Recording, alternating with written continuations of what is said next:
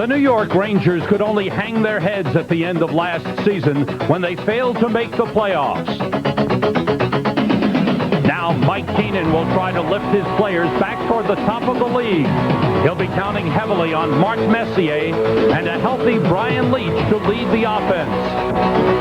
And he'll be watching closely to see if Mike Richter can take over as the team's #1 goaltender. Brian Sutter begins his second season as coach of the Boston Bruins, with Ray Bourque as the team's captain and leader. But that could change depending on the outcome of Bourque's contract arbitration. Madison Square Garden is set for the season opener, the Rangers and Bruins, tonight.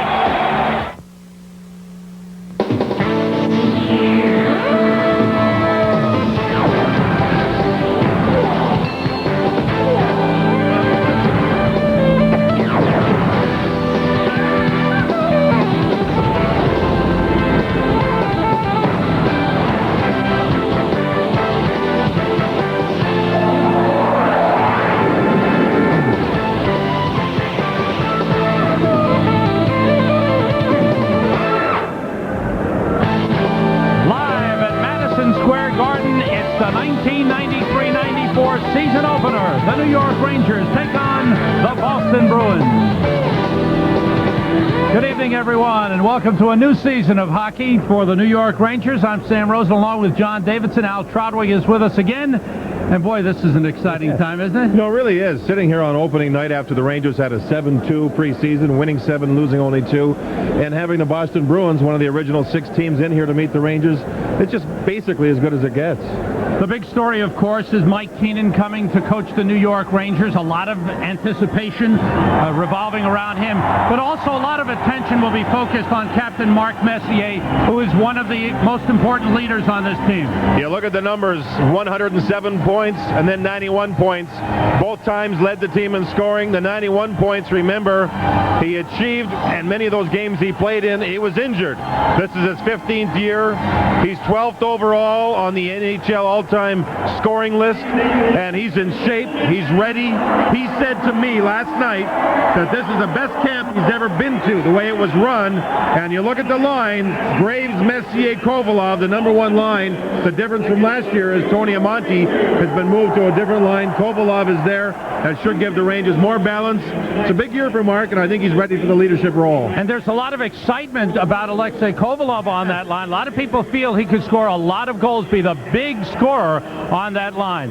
The other factor is Brian Leetch. A healthy Brian Leetch makes all the difference in the world to the New York Rangers. Well, of course. 7 games over 500 when he was in the lineup. 12 games under 500 when he wasn't there. Now, one change for tonight, as Leetch prepares himself, is that Jeff Bukaboom, his normal defense partner, is out. Contract problems. He's not even in New York. Joby Messier will be dressing, will be playing the right side. The thing about Messier is that he has a lot of stamina, and you have to when you play with Brian Leetch because he plays a lot. Leetch is ready. He feels strong about his preseason, and he's in great shape. And Coach Mike Keenan says he'll play on the average at least 30 minutes a game. Mike Keenan plays his best players a lot. And all these are the Rangers' best players. Boys, take care of yourselves. You're going to get a lot of ice time.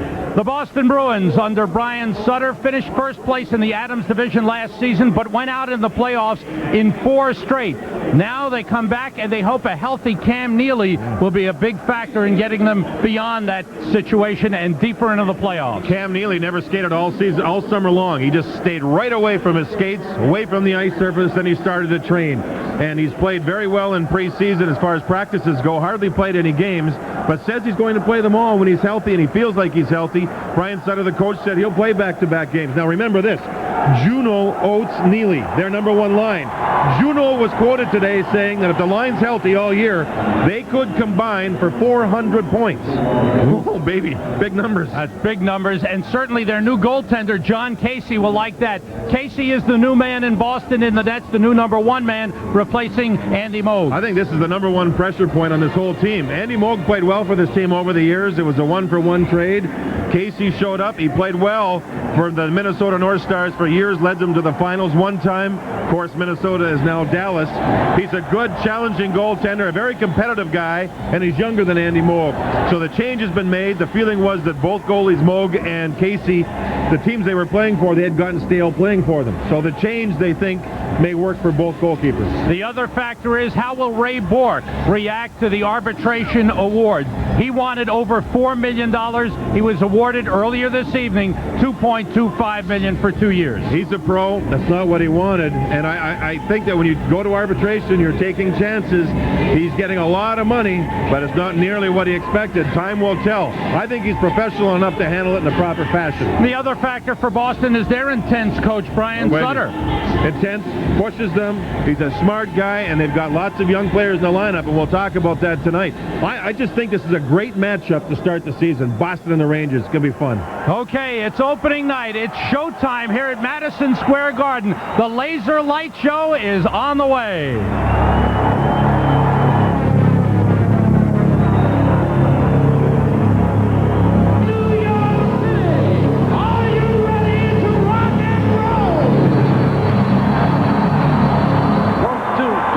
Welcome back, my friends, to the show that never ends. We're so glad you could attend. Come inside, come inside.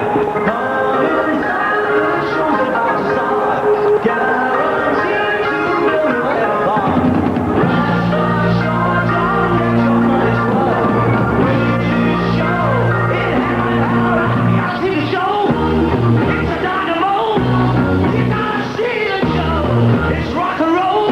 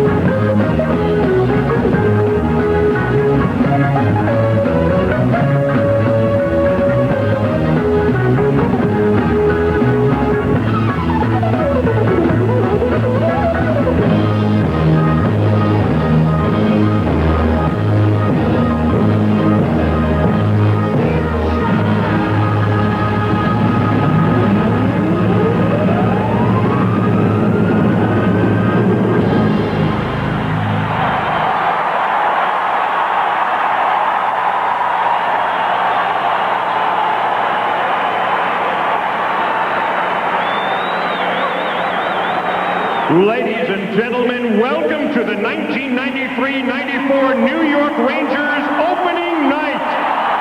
This season, for the first time since 1973, Madison Square Garden and the Rangers will host the National Hockey League's All-Star Game. To launch this All-Star season here at the Garden, we'd like to welcome back 7 former Rangers All-Stars, all of whom have played in the All-Star Game since the last time it was held at the Garden in 1973. Please welcome a Vezina Trophy winner and participant in the 73 All-Star Game here at the Garden, Gilles Villemure. The Rangers record holder for most goals by a center in a single season and an All-Star in 1984, Pierre LaRouche. A 16-year veteran, he is the highest scoring defenseman in Rangers history and an All-Star in 1980, Ron Greschner.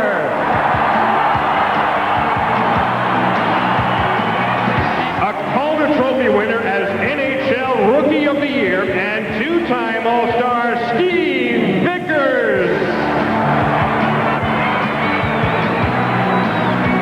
He played for the NHL All-Star team in the Challenge Cup, played at the Garden in 1979, Ulf Nilsson.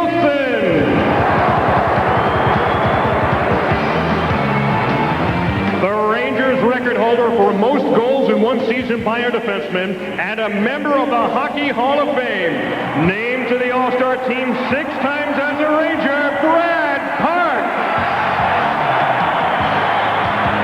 The Rangers' all-time leading scorer and member of the Hockey Hall of Fame, and 8-time NHL All-Star, number 7, Rod Gilbert.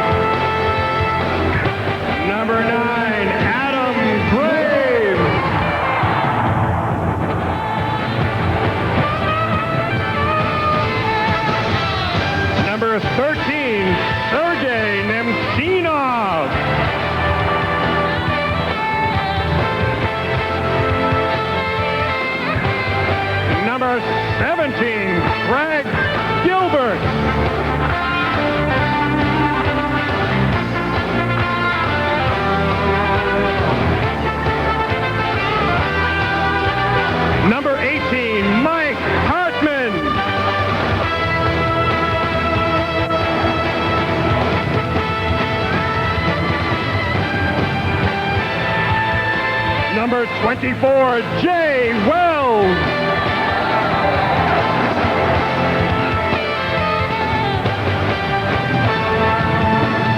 Number 26, Joe Kosar.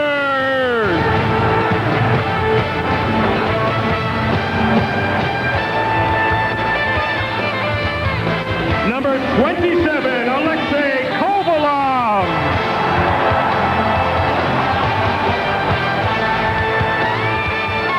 Number 28, Joby Messier.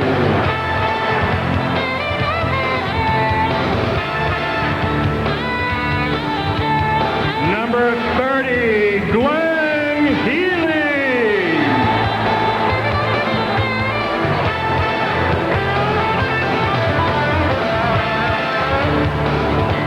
Number 32, Danielle Lacroix.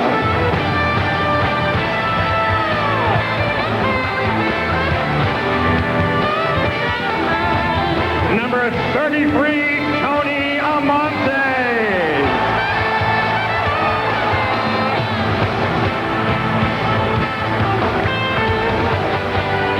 And now, members of the current Rangers team that have participated in the NHL All-Star Game.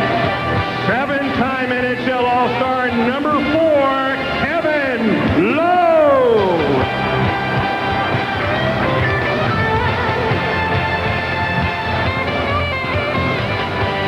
An All-Star in 1991, number 8, Darren Turcotte.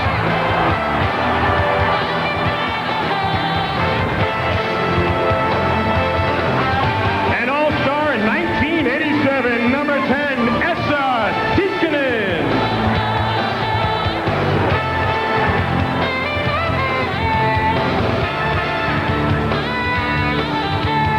Six-time All-Star and MVP of the 1993 All-Star Game, number 22, Mike Gardner.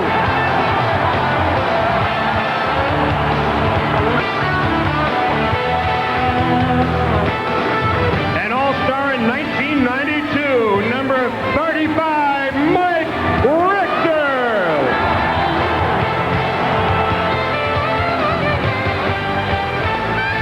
Voted to the NHL All-Star team 4 consecutive seasons, number 2, Brian Leach.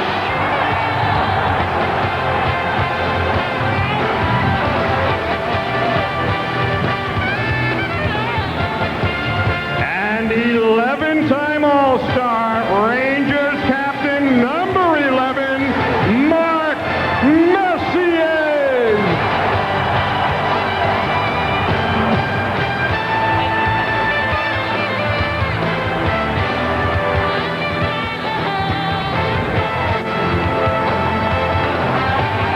The Rangers associate coach is Colin Campbell, the assistant coach is Dick Todd. And now, a three-time NHL All-Star coach making his Rangers coaching debut. Please welcome Mike Keenan.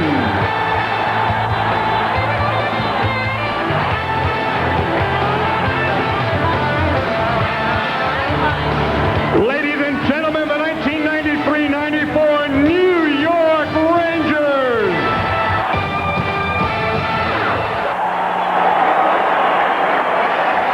The bright lights go on at Madison Square Garden. It means only one thing. We are set for the season opener. The Rangers and the Bruins at the Garden. We'll be back in just a moment.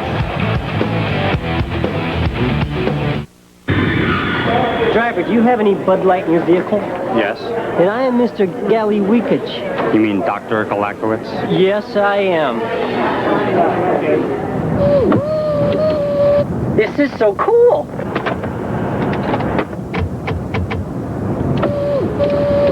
First time in a limo? Doctor? In a limo this small. If you want great taste that won't fill you up and never let you down, make it a Bud Light.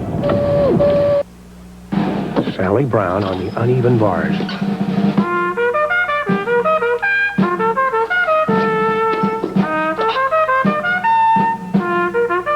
No matter how well you plan, no matter how how hard you try. There's always the possibility that something can go wrong. That's why nobody should be without the protection of a big, strong insurance company. MetLife. Get Met. It pays. Ever since I was a little girl, I knew I wanted to fly, and when I got the opportunity to fly jets, I just had to go for it. I wanted to buy a fun car that kind of gave everyone else on the road an impression of my personality. And therefore I was looking for something fun and sporty and sleek and looked like it could possibly take off if given the proper runway.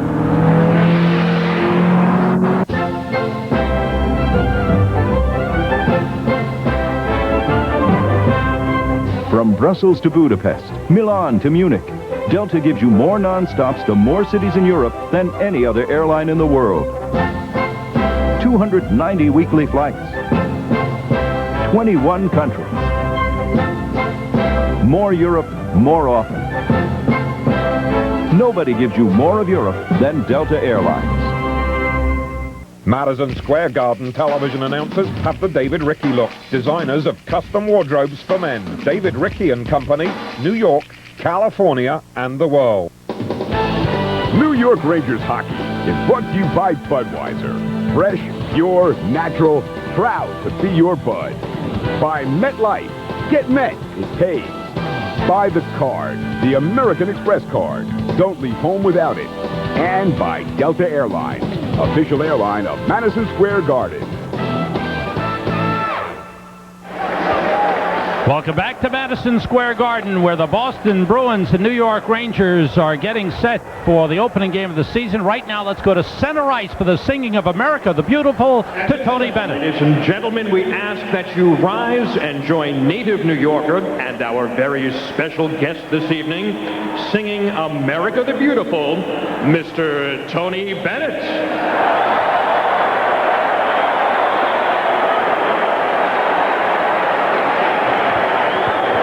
Oh, beautiful for spacious skies, for amber waves of grain, for purple mountain majesties above thy fruited plain.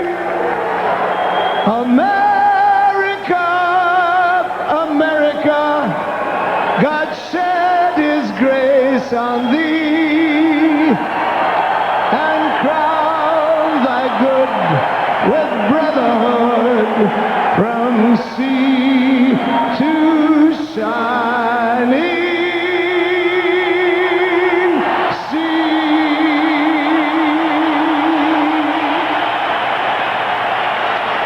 Here are the starting lineup. First to the ball. Packed house here at the Garden. The Rangers and Bruins went 1-1-1 against each other last season. The new man in net for the Bruins this season, 31-year-old John Casey, 26 wins, a career high for him last season with the Minnesota North Stars. And as John mentioned earlier, came over in an even-up deal for Andy Moog. Moog going to the Dallas Stars. And in goal, a man who will get a lot of attention, the man that Mike Keenan is counting on to be the #1 goaltender, Mike Richter, coming off a very disappointing season last season. But here he is as the #1 man in goal tonight. Disappointing season, but a very strong preseason to set up this upcoming hockey season. As you see, the best in the business, Andy Van Hellemond, gets the call for this game as the referee. Kevin Collins, Pat Capuzzo, the linesman. The Rangers open up with Mark Messier centering for Alexei Kovalov on the right. Adam Graves on the left, Brian Leach and Joby Messier on defense. Cam Neely, number 8, with Adam Oates, number 12. Up front, Cam Stewart, number 16, rookie out of the University of Michigan, started on the left wing for Boston. With Gord Roberts, number 14, and Ray Bourque, starting his 15th NHL season, 4-time Norris Trophy winner, number 77 on defense. Graves for Kovalov. Hook checked away by Bourque. Offside Rangers. Opening minute of play, the Bruins went 7-2 in the preseason. Mike Keenan's Rangers went 7-2, winning their last 5 preseason games. And the Rangers line up tonight. Down the middle, Messier, Turcotte, Nemchinov, and making his NHL debut, Daniel Lacroix. Mike Hartman starts on the left wing on that side. The defense, Leach and Messier, Lowe and Patrick, Lidster and Wells. Jay Wells starting his 15th NHL season. Mike Richter in goal with Glenn Healy the backup. The Bruins did not keep that potent line of Juneau, Oates, and Neely together. Juneau's on a different line. He's now on the ice. So a little wrinkle in the Boston plan early. Brian Smolinski was taken down by Lidster. The puck moved up to Don Sweeney and across to David Shaw. The former Ranger shot deflected and stopped by Mike Richter as he dove on it in the crease. That shot redirected as we knew, but it was not going to go in. However, give Mike Richter credit for a good reaction. This is a tough reaction for a goaltender. When the puck's behind you, you don't know where it is ricocheted. Bing, bang. Now watch him turn around, not panic. Quick, concise move, and the Rangers surround Mike Richter to help him out. Again, you'll see how the points are wide open here. The defenseman, David Shaw, with a good low shot, and Mike Richter recovered nicely. Face-offs, how will the Rangers be? They tell me Mike Hudson, who the Rangers got in the waiver draft, he's not here, but he may help the Rangers in that area once he gets in the lineup. Lacroix won that face-off from Smolinski. Rangers have Daniel Lacroix wearing number 32 with Mike Hartman number 18 and Joey Koser, James Patrick and Kevin Lowe on defense. And Kevin Lowe is starting his 15th NHL season. The puck all the way down. Richter plays it. Blocked by Stephen Leach. Leach tried to get it in front of Brian Smolinski. It's intercepted by Koser. Now Hartman's got it. David Shaw and Joe Koser go for it. They both go down. The puck in the corner moved up the boards. Joey Juneau, number 49, with Smolinski, number 20. And Stephen Leach, number 27. This is Don Sweeney with the puck for Boston. Centering, deflected, a save. Great save off Ted Donato. Another shot is blocked. Donato came off the bench and was not picked up by the Rangers. What a save by Richter. Joby Messier dumps it in the Boston zone. Almost 2 minutes gone by in the first period. Glenn Featherstone had trouble with the puck for Boston. It's kept in by Leach. Deflected, batted away by Donato out to Steve Hines. Hines, number 23, was tied up. Tony Amonte's got the puck. The Rangers have Turcotte, Amonte, and Tikkanen with Joby Messier and Brian Leach. Glenn Wesley, number 26, sending it around the boards to Hines. He's hit.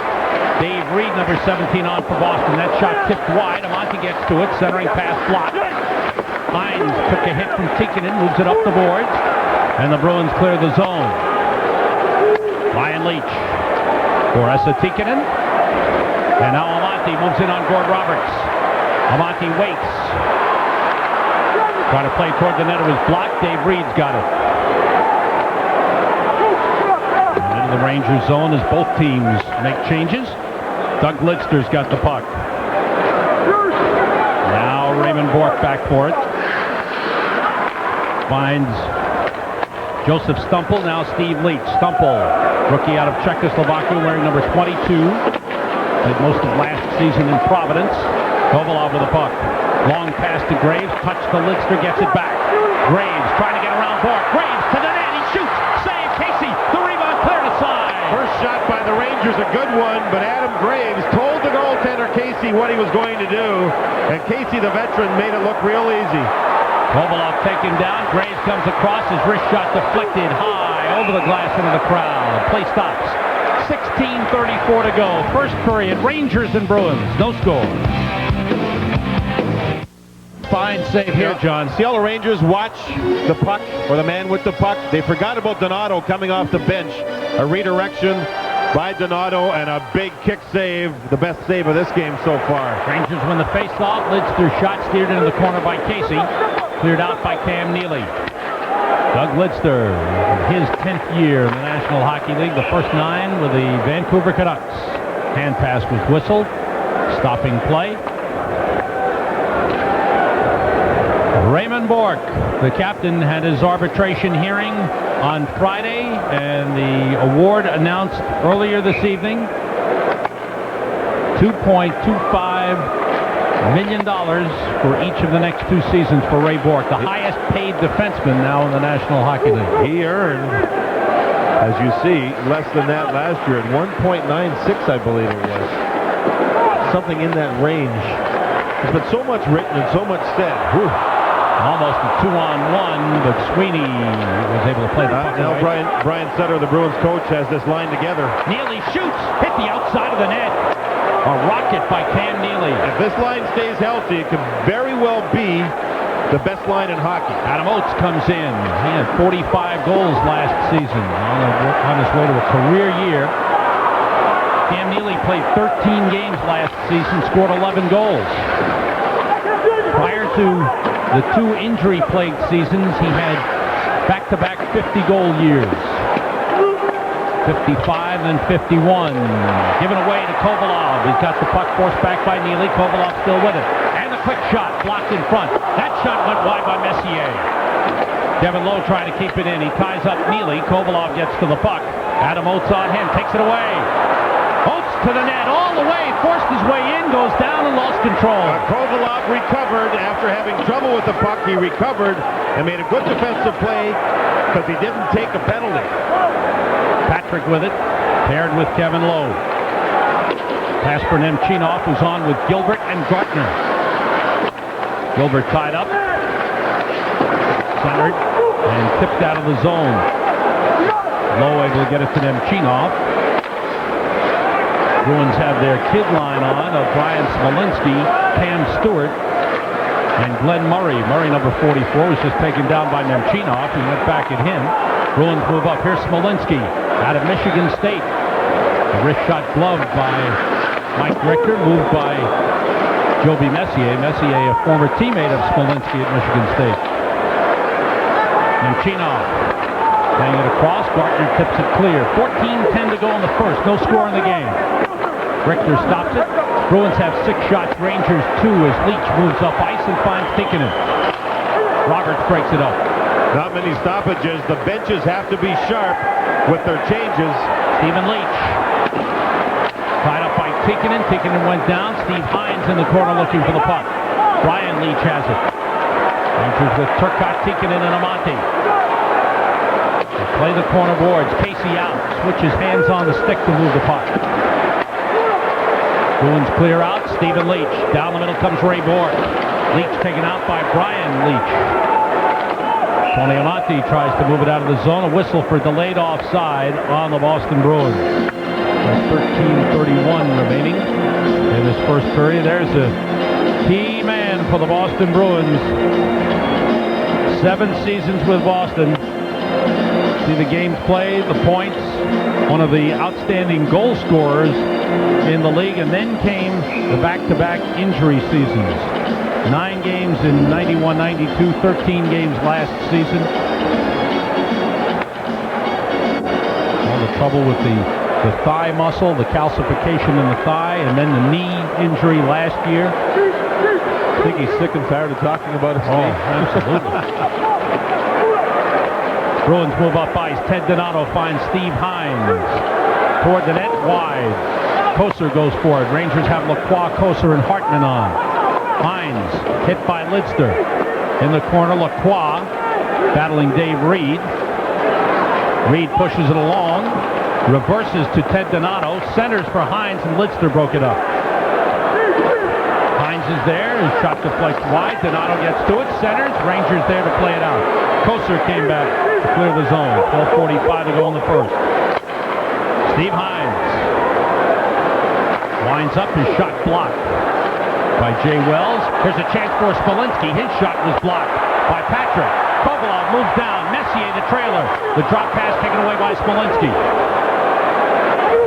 Richter out to play it away from Glenn Murray and around to Kevin Lowe. Kovalov trying to find the puck. He's hit, turned it over. Smolinski lost it as he was checked by Lowe. Kovalov's got the puck. Kovalov hounded by Glenn Murray. Kovalov looks a little bit nervous. Had a little trouble handling the puck so far through the neutral zone here in the first period. And Stewart bangs it off the boards and out of the zone. Stewart, number 16 for Boston. Rookie out of University of Michigan. Not a big guy, but he likes to bang. Good hitter. Don Sweeney sends it in for Boston. Off the boards, Kevin Lowe is there. Bruins scratching Dmitry Kvartalnov, who scored 30 goals last season. Really not in the mold of Brian Sutter. Scores goals, but it doesn't give you anything else. And the Bruins say they need more than that. From what I understand, they've tried to trade Kvartalnov. Joby Messier with a takeaway. 3-on-1. Messier to Gardner. He scores!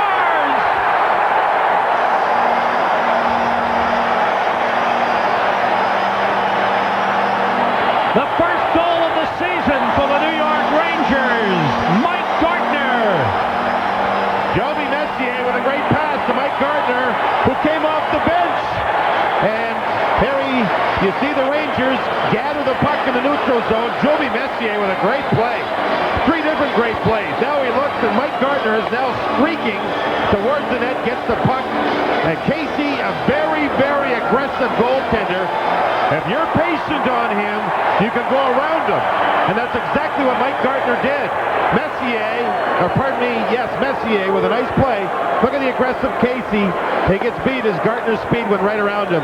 Great play by Messier to set up Gardner. Mike Gardner on his way to 600. That's number 584 of his tremendous NHL career. Puck kept in by Daniel Marois, finding new life in Boston, wearing number 33. Rangers break out. Tikkanen, he's slowed down by Glenn Wesley. Amante and Marois tied up. Offside. Rangers stop play. Mike Gardner getting the goal at 8:32. The Rangers have a 1-0 lead on the Boston Bruins. We'll be right back.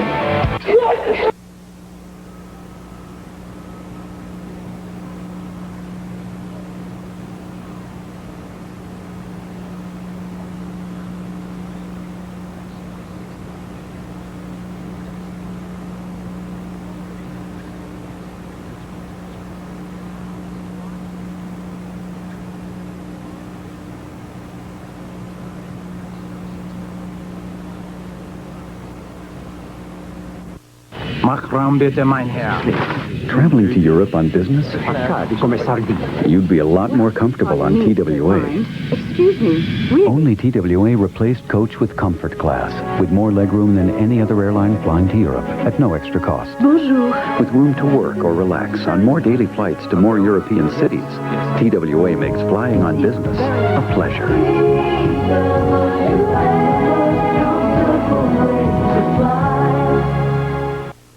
Hi, your Anchor Banker here. Now, just in case you think Anchor's low loan rates are the only thing that's important to me, I'd like to show you some pictures. My grandmother, she's quite fond of our home equity rates. My nephew, he lives in a house bought with an Anchor mortgage. This is the phone number to call and ask about our low loan rates. This is my cat, Michael. He needs to lose weight. Anchor Bank. Big bank banking, small bank caring. Game as the New York Rangers scored 146 goals. 49, 40, and 45. Here's Neely with a shot, blocked by Wells. Bork to the puck, poked away by Wells. Wells tied up by Neely. Puck bouncing down along the boards. Gardner there, leaves it for Nemchinov. Rangers scratching 4 defensemen from the lineup tonight. Peter Anderson, Sergei Zubov, Matthias Nordstrom, and Alexander Karpovtsev. And John was very thankful about that. So a lot of other announcements. And Jeff Bukaboom is not with the team. His salary, his contract, still not settled. Loose puck in front. Neely works it aside. To Juno, side of the net. Collision Wells and Donato. Centered by Juno, intercepted by Wells, and he clears the zone all the way down. Rangers will take an icing. Bruins with some pressure, and play stops. 9:18 remaining in the first period. Rangers with a 1-0 lead. And all through the month of September, the music of Simon and Garfunkel. Tickets are on sale. Did I say September? October. All through the month of October. It's Simon and Garfunkel at the Paramount. Tickets on sale now at the Garden box office through Ticketmaster at 212-307-7171. Second year as head coach for Brian Sutter. He was second in Coach of the Year balloting, second to Pat Burns. Remember, they had more points than anybody else in the league in the second half last year. Messier and Graves 2-on-1 against Shaw. Save made by Casey. Messier gets to the puck again. Lost control, and it's cleared out of the zone. The 3-on-1 the Rangers had when they scored, that was a 2-on-1. They got the shot. They had a previous 2-on-1 that never clicked. Rangers' transition game appears to be sharp here in the latter half of this first period. Kovalov playing it deep into the corner, broken up by Smolinski. Brian Smolinski, who led the Central Collegiate Hockey Association in scoring last season. Shot blocked by Brian Leach. Hines took the shot. Turcotte comes out with the puck, looking for Kovalov off the board. He's onside, moving in against Glenn Wesley. Wesley ties him up. Kovalov trying to get free. Fans roaring. Van Hellemond lets play continue. The puck is cleared out of the zone. One thing about Andy Van Hellemond, he lets them play, and I think veteran players realize that whenever he referees a game. Deacon plays it in the corner. Amonte and Roberts go for it. Roberts. There's the penalty call. Roberts wrestled Amonte to the ice. Rangers get the first power play of the game. Low shot tipped wide by Amonte, and then he shot it wide again. But the Rangers will go on a power play. 7:59 to go in the first. Mike Keenan looking up at a 1-0 lead.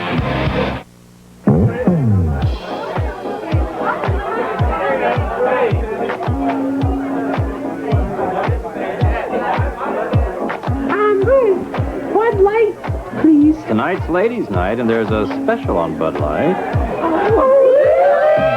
If you want great taste that won't fill you up and never let you down, make it a Bud Light. Oh, no, it's Ted from accounting.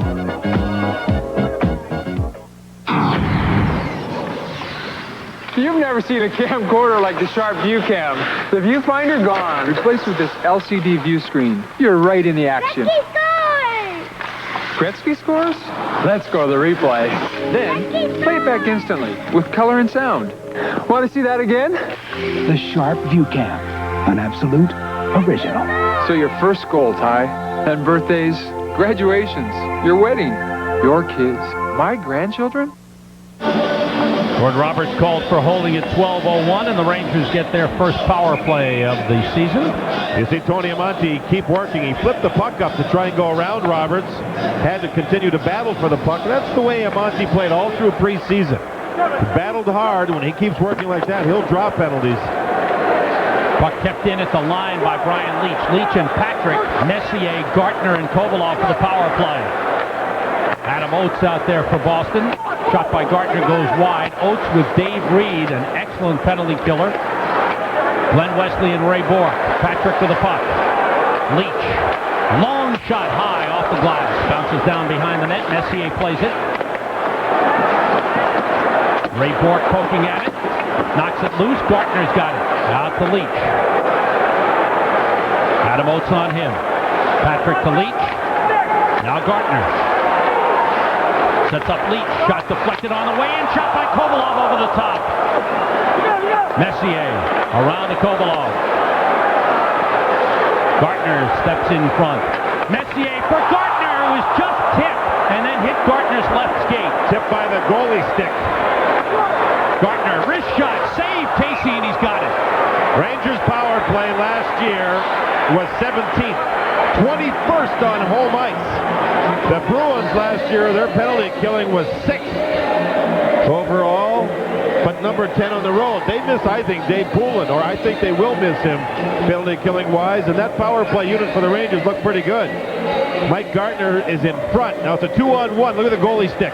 Right there. Just chipped the puck a little bit as Mark Messier tried to hit Mike Gartner's stick. Just missing. Power play looked good, but they did not score. 55 seconds left in the Rangers power play. Patrick at the point after Turcotte won the faceoff. Turcotte with Tikkanen and Amonte. Pass for Amonte deflected by Casey. Another good play by the goaltender. Bruins have Steve Hines and Ted Donato out there with Don Sweeney and David Shaw. Donato trying to take it away. Moved ahead to Tikkanen and around to Amonte. Pass intended for Turcotte. He fanned on it. Comes back to Brian Leach. And his pass was tipped by Steve Hines out of the zone. Seeing Casey use his goal stick, that's exactly what Mike Richter would like to improve upon. Here's Turcotte. Shoot, save, Casey. Trying to clear the rebound. Now he covers up with a glove. Good tempo by the Rangers on the power play. The second unit out here looking good. Still 16 seconds left to work on the penalty to Gord Roberts. And again, the goaltender, Casey, aggressive, uses the goal stick around the net a lot. And again, it's something like that Mike Richter would like to really improve upon to make him more of a complete goaltender. The more experienced goaltenders, such as Casey, who's 31 years of age, they learn to use their stick and they become confident with it. Even think of Billy Smith. He used the stick more to stop plays around the net than to whack people. later on in his career. I think everybody remembers the wax, but he was very, very good. Joby Messier moving. That's right. Joby Messier moves it around to Mike Gartner. Gartner, Nemchinov, and Graves on. Leach has stayed out for the full power play. Puck taken away and cleared by Daniel Marois. Marois is out there with Joseph Stumple, number 22. Roberts exits the penalty box. 4 shots on goal for the Rangers on the power play. Rangers were good on the face-off in the offensive zone on the power play. That helped them get the puck possession. However, John Casey was good in goal. Rangers a 1-0 lead, 5:40 to go, first period. The goal by Mike Gartner at 8:32. Richter stops the puck behind the net. Nemchinov moves it up the boards for Adam Graves. Finds Gartner. Big shot off the glove of Casey. Roberts plays it. Around the boards. Cleared out of the zone. And Jay Wells there to take it. Taken back by Steve Leach. Leach trying to beat Wells. Leach tied up by Wells. Graves tries to move the puck. And it bounces out of the zone with 5 minutes remaining in the first. Brian Smolinski sends it back in. Richter plays the boards. Around to Graves. Kocher going for the puck. Roberts is there first. Sends it out to Glenn Murray. Murray moving in. Knocked away from him. Lacroix played behind the net. That's Cam Stewart there for Boston. Stewart still with the puck, and it's taken away by Mike Hartman. Don Sweeney back to get it.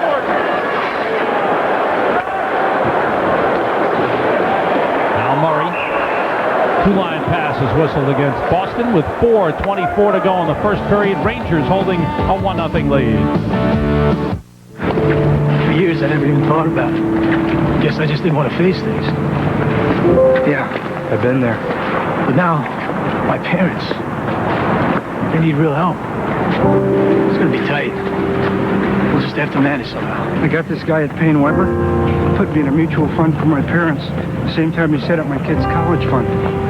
That long ago? How do you know about your parents back then? He asked.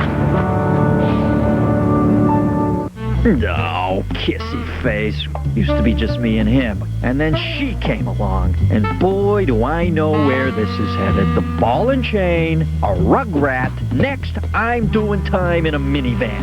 Hey, they make a 4-door Integra with a VTEC engine. I end up with it all. The wife, the kid, the house, the dog. Wait a minute. I'm the dog.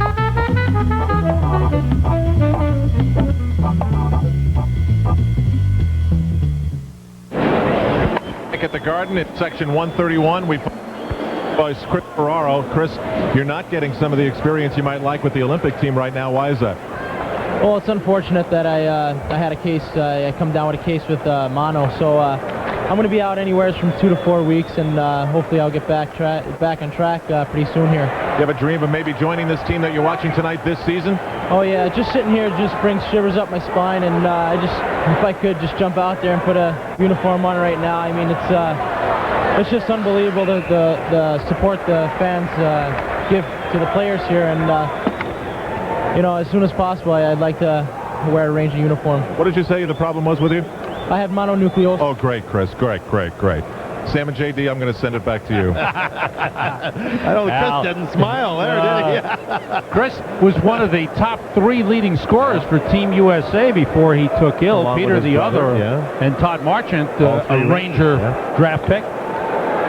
Good pace here in the first period. The first 4 shots of the period went to Boston. Richter made 1 great save on Donato. From that point, the Rangers have outshot the Bruins 10-3. That included, of course, the power play. Richter stops the puck. Doug Lidster comes back to get it.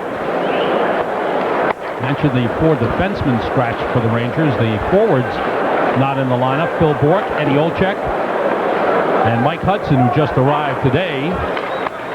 Stopped in Toronto, cleared the visa situation, stayed with his parents last night. Going center, that shot blocked. You got all the dirt, huh? What do you have for dinner? I didn't get to talk. Oh, big hit. Featherstone on Gilbert. Oh, baby, a freight train. Here comes Neely. Save. Bruins. He wanted Featherstone after Featherstone. Oh, baby. Featherstone took a run at Gilbert. Just about nailed him, and then Jay Wells came to the defense of his teammate. And I'll tell you what, Featherstone is one big tough guy. Jay Wells, oh, he's hearing it from the audience here in Madison Square Garden. 3:12 remaining in the first period. Both players will be sent to the locker room. Jay Wells, oh man, did he come over and stand up for his teammates. That's how unity grows with a hockey team. Fighting or not, it still grows. And that'll be appreciated by his teammates, believe me. Look at Gilbert. He knows Featherstone's coming. Watch out, big boy. Oh, baby. And Featherstone, a big, tough defenseman, gets up, comes back across, and right away, Jay Wells put the challenge out. And Jay Wells will be gone for instigating. And that, you can understand. They dropped the gloves at the same time, but Jay Wells went looking for Featherstone. You can understand the call. Okay, now I'm going to ask you as we watch this. Was it worth it? Was it worth it to lose Jay Wells? I know it's early. It's the first period. It's an 84-game season, and if people are going to run your teammates, you stand up to them. It's an old unwritten law. Maybe it's old-fashioned, but you go after the game, and you talk to the teammates of Jay Wells sitting on the bench, and you ask them if it was worth it. Well, they may respect him. There's no question about that. But as far as the outcome of the game, I understand that. But that's how winners are built. You have to have that character. Saved by Richter, and the rebound cleared aside. Centered again, and taken by Joby Messier. Bruins are on a power play here.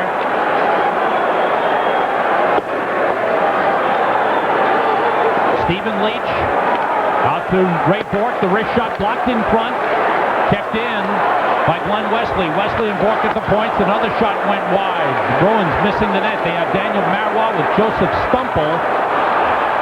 Rangers have blocked a lot of shots, Sam. A lot of shots. Two blocks there to start the power play. And 3, 4, 5, 6 shots in the period the Rangers defensive blocked. Wells for instigating, 2 for instigating, 5 for fighting. Here's a lead for Gardner onside. Gardner is blocked by Casey. What a play by John Casey. Gardner with the same move that he showed on the goal. Casey with the same move. This time Casey was there. And Glenn Wesley may have drawn a penalty here. Rangers with a good pass up ice. Watch it right here. Oh, baby. Patrick with a pass to Gardner. Look at Casey's stick. Has he been great in this period with a stick or what? And then the Rangers nearly scored on the rebound as Nemchinov followed up Mike Gardner's play. Very aggressive work by Mike Gardner. Look at Nemchinov. Just missed as he went to the puck. And the Bruins take the penalty. Bourque with a good check on Nemchinov. Glenn Wesley gets called for hooking, so that negates the power play. The penalties to Featherstone and Wells were at 16:48. Wesley for hooking at 17:44. Wells got instigating, 2 minutes, 5 for fighting in a game misconduct. Featherstone 5 for fighting. Great pass by James Patrick to hit Mike Gardner in stride at the blue line, and a good play by the linesman, knowing that it was not offside. A lot of linesmen would call it quickly to make sure they don't make a mistake. Skating 4 aside with 2 minutes remaining in the first period, and the Rangers leading 1-0 on a goal by Mike Gardner at 8:32. Gardner and Nemchinov with Lowe and Joby Messier. Adam Oates, David Shaw moving in. Shaw, quick shot saved by Richter. Tricky play by David Shaw. Shaw, usually noted as a stay-at-home defenseman, came up very nicely on that play. David Shaw with a new contract, feeling good about it, playing in Boston, made a nice play. Taking it with a takeaway, Sweeney takes it back. Bruins have to get onside. Rangers get an extra man on in 15 seconds. They'll go on a power play. Neely on with Bourque and Oates and Roberts for Boston. Lowe finds Graves. Graves with Tikkanen. In comes Graves. Saved by Casey. The rebound almost went underneath Casey's on top of it. That rebound was put back towards Casey off his own defenseman, Roberts. Rangers, Sam, once they get organized at their own blue line, they're jumping offensively and doing a nice job. Look at Adam Graves burst to the outside. Now watch the puck come off the goalie, right back off of Roberts, and Casey was sharp. Does it not look to you as though the Rangers are challenging Casey low? All period long, he has not been challenged up above by the hands. This is the second time Graves has beaten a defenseman to the outside. The first time it was Bork, this time it was Roberts. That was Bork's side of the ice, though. Roberts, is the left defenseman, had to come over and help the other side of the ice. So Ray Bork, he's being worked over on that side of the ice. Rangers on the power play, 50 seconds remaining in the man advantage. Messier for Gartner, and just went over his stick. Leach with Patrick. Messier, Gartner, and Kovalov for the power play. Reed, Donato, Robertson, Bork for Boston's penalty-killing unit. Less than a minute to go in the first period. Rangers a 1-0 lead. Gartner for Kovalov for Messier, and it's in the crease, and it's a penalty shot. Yes. It's covered up in the crease by a Boston skater, and it's a penalty shot for the Rangers. Oh, baby, who's going to get it? Kovalov or Messier or Gartner? Oh, we want a first period. All right. This may sound crazy, and it's not being disrespectful to Gartner or Messier, but I'd let Kovalov, with his deking ability, take this thing. Wouldn't that be cool? Right away, some excitement early in this game. I believe it was Gartner turned around quickly and pointed right to the goal crease, saying the defenseman's on top of the puck. It was Gordy Roberts. So we have a crucial point in this game coming up right away. Welcome to Boston, John Casey. Rangers are on the power play, and we'll have a penalty shot with 44.8 seconds remaining, and Alexei Kovalov will take the penalty shot. He'll make about 4 moves and go to his left side to the forehand and try and leave Casey wide. The only thing is Casey's got the goal stick, if he indeed dekes. Kovalov is the choice of Mike Keenan for the penalty shot here in the final minute of the first period. Rangers with a 1-0 lead. They're standing here in the Garden. Everybody's standing and cheering. Here comes Kovalov on Casey. And Casey stopped him. That's the move we thought he'd use. Casey got it with his pad, his right foot. The puck rolled up on Kovalov as he got to the top of the circles. And he tried to make the puck sit down. And he went to his right and back to his left, exactly what I thought he'd do.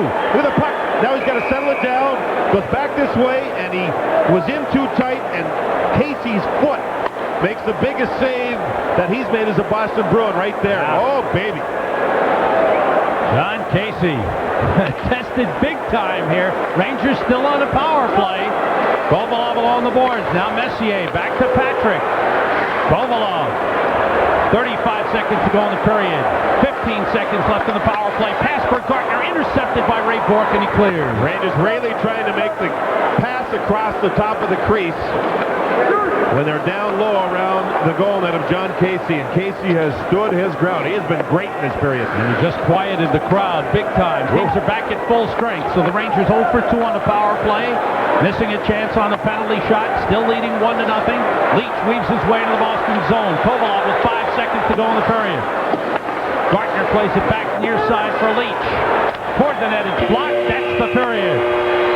What a start to the 1993-94 season. John Casey facing 12 shots and playing brilliantly. Alexei Kovalov getting a penalty shot chance and failing to capitalize. Shakes his head as he heads for the locker room. The Rangers head for the locker room with a 1-0 lead on a goal by Mike Gartner. Al Trautwig rejoins us in just a moment.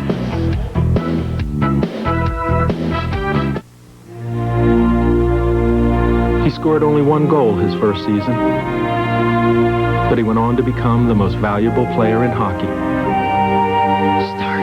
He was told he'd never start again. He came back to become the best reliever in baseball. Each had a dream, and when you start with a dream, where you end up is up to you. Baseball is a great game to play. As an old friend of mine say, it's hard, but it's fair. I was not the best player in the game by far, but to be recognized is the biggest honor anybody could possibly have. just so it's hanging there. They can see Albert William K-Line. That's fine with me. I've been a card member since 1973. Then I know that when I hand them American Express, everything's taken care of for you. American Express is welcomed in Cooperstown, and anywhere else the grass is green and the days are long. In the summer of 1994, heads of 24 nations will converge in America. The 1994 World Cup, brought to you in part by Snickers. You're bald or just thinning, here's something really new. These men have BioExcel's hair rooting system, and they look great. Hair rooting, a breakthrough in hair replacement technology, is a unique non-surgical insertion process. It gives you hair the way hair grows. Guaranteed. Call BioExcel right now, 1-800-652-0300 for a free demonstration, or call to receive our thinning hair handbook free. Hair rooting, the way hair grows.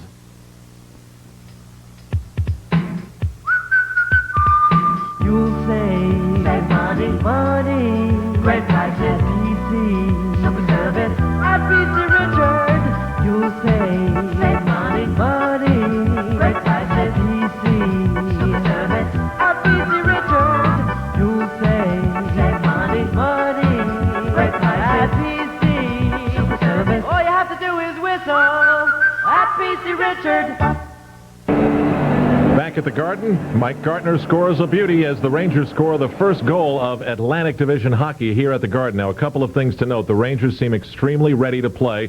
We've already seen a misconduct in the retaliation in defense of Greg Gilbert by Jay Wells, and then we saw a penalty shot. It was a key moment because Mike Keenan tapped on the shoulder when Alexei Kovalov, who many people feel will be one of the more critical Rangers in terms of performance this season. Now, as Alexei gets used to his new coach and his new team, we thought it appropriate that we check in on Alexei getting used to the new surroundings. The surroundings, of course, being New York City.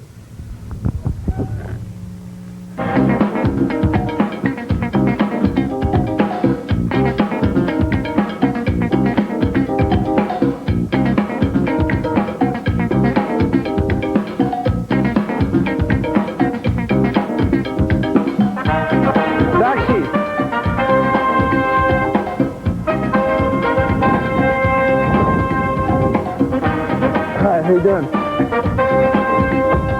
Take me to the Central Park, please. Mr. Kovalov, welcome Yes? to America. Thank you. Right away, sir.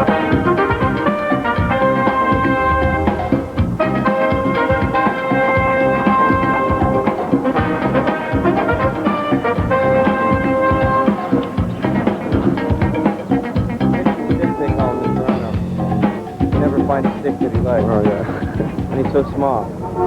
Hi, we're having a conversation in Central Park. My name's Mike Meyer. My name is Alexei Kovalov. Hi, how's it going? I'm going to pretend to talk in Russian right now. Здравствуйте, бедный грузчик, мы дорсутся бросной. Excellent. Alrighty. Take me to the planet Hollywood.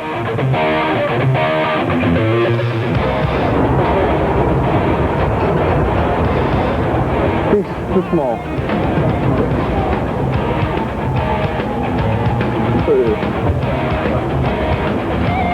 Bigger. Oh, like mine.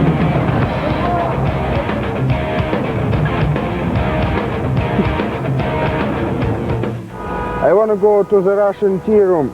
Coming right up. Thank you.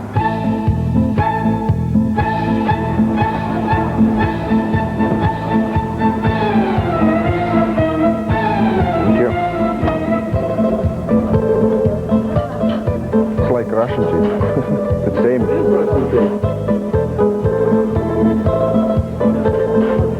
No, but Russian tea in America, you know.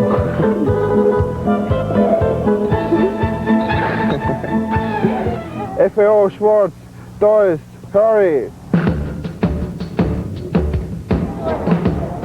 How you doing? Hi, how are you?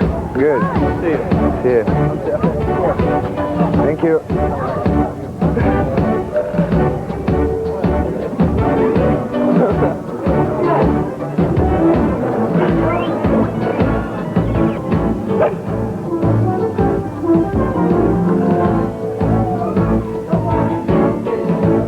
There's several options water for a new line.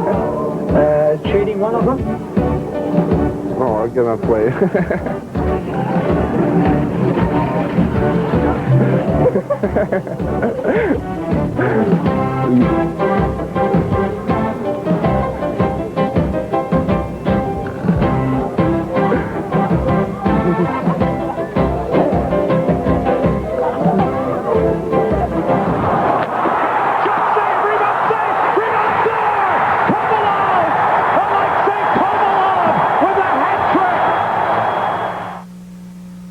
Alexei Kovalov with his girlfriend Eugenia getting used to the sights in New York. His English is improving, and so is he. When we get back, we'll get the full report from Bob Page at the sports desk. Highlights still to come as well.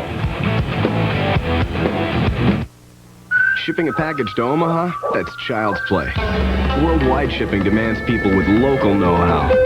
DHL. We'll take it from here.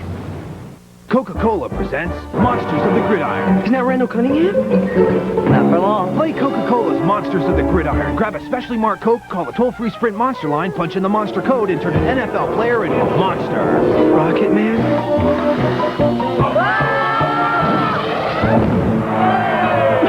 Call and your monster will tell you if you've won Super Bowl tickets, NFL merchandise, and Coca-Cola products. That's Ronnie Lott. Give me the phone. Always Coca-Cola. If it's been raining on your parade, here's an unforgettable classic guaranteed to chase away those blues. From U.S. Healthcare.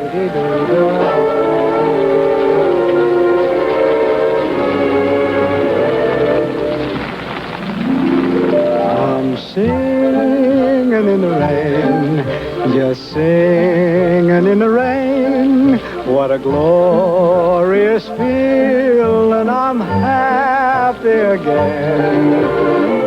I'm laughing at clouds so dark up above.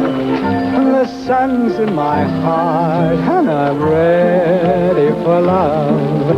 Let the stormy clouds chase everyone from the place. Come on with the rain, I've a smile on my face. I'll walk down the lane with a happy refrain. Just sing. U.S. Healthcare, a health plan for living. New York Rangers hockey is brought to you in part by the New York State Lottery. Play Lotto. Hey, you never know. And by Coca-Cola Classic. Enjoy all the Rangers' excitement with Coca-Cola Classic. Always an icebreaker. Always Coca-Cola. Hi, everybody. Bob Page back in our Sports Desk studios once again. In case you are just tuning in and haven't yet heard the news, the Ray Bourque arbitration decision came down earlier this evening. The Boston superstar had been demanding a $4 million a year contract from the Bruins. The Bruins have been offering $1.8 million. The arbitrator awarded Bourque a one-year deal worth $2.25 million. Boston executive Harry Sinden held a news conference here at the Garden just before tonight's face-off. I don't look at it as a victory. When Raymond signed his contract to go to arbitration, that was the victory. That meant we had him for another 2 years. He was going to be a Boston Bruins for another 2 years. And that's what I was concerned about. And in a situation like this, when you talk about who wins and who loses, you're talking in dollars. And to me, that's non-consequential in this situation, particularly as far as a guy like Raymond Bourque's concerned. On the ice tonight, another season openers. Pittsburgh and the Flyers tied at the Spectrum 2-2 at the end of the opening period. Flyers actually down 2-1 late in the first when Gary Galley stole the puck to Mark Recchi, and Recchi to Eric Lindros for the first but far from the last goal he'll score this year. Rod Brindamore has the other Flyer marker. Pittsburgh goals by Martin Straka and New York native Joey Mullen. Later on tonight, it's Detroit at Dallas, and the Islanders play their season opener at Calgary. I'll be back in just 60 seconds. Most people already know that a GMC Jimmy comes with features that give it all the strength of a truck and all the ride and comfort of a car. But what you may not know is that right now, it also features a lease that's never been more comfortable. the all-new Jimmy 24-month lease. Get to know one today at your Tri-State GMC truck dealer. My ultimate ESPN Sports Center highlight would go something like this. I'm on third, and on the first pitch, I go. I'm stealing home. Everyone's going crazy. My manager, the fans, Dan Patrick. But I'm stealing home. I'm in there. I'm home. And somewhere in Philly, my grandma has one of her spells. Yeah, that's my Sports Center highlight. The American League Championship Series underway tonight at Chicago. White Sox, Toronto scoreless in the second inning. And Charlotte's Larry Johnson has signed a mind-boggling 12-year contract extension worth $84 million. Now, how many years do you think it'll be until he'll want to renegotiate because somebody else makes a little more? And how do you think this affects the Nets situation with Derek Coleman? Stay tuned. The Rangers-Boston Bruins second period is straight ahead. Who's out walking these streets looking for mothers who need prenatal care? Please, join our campaign for healthier babies.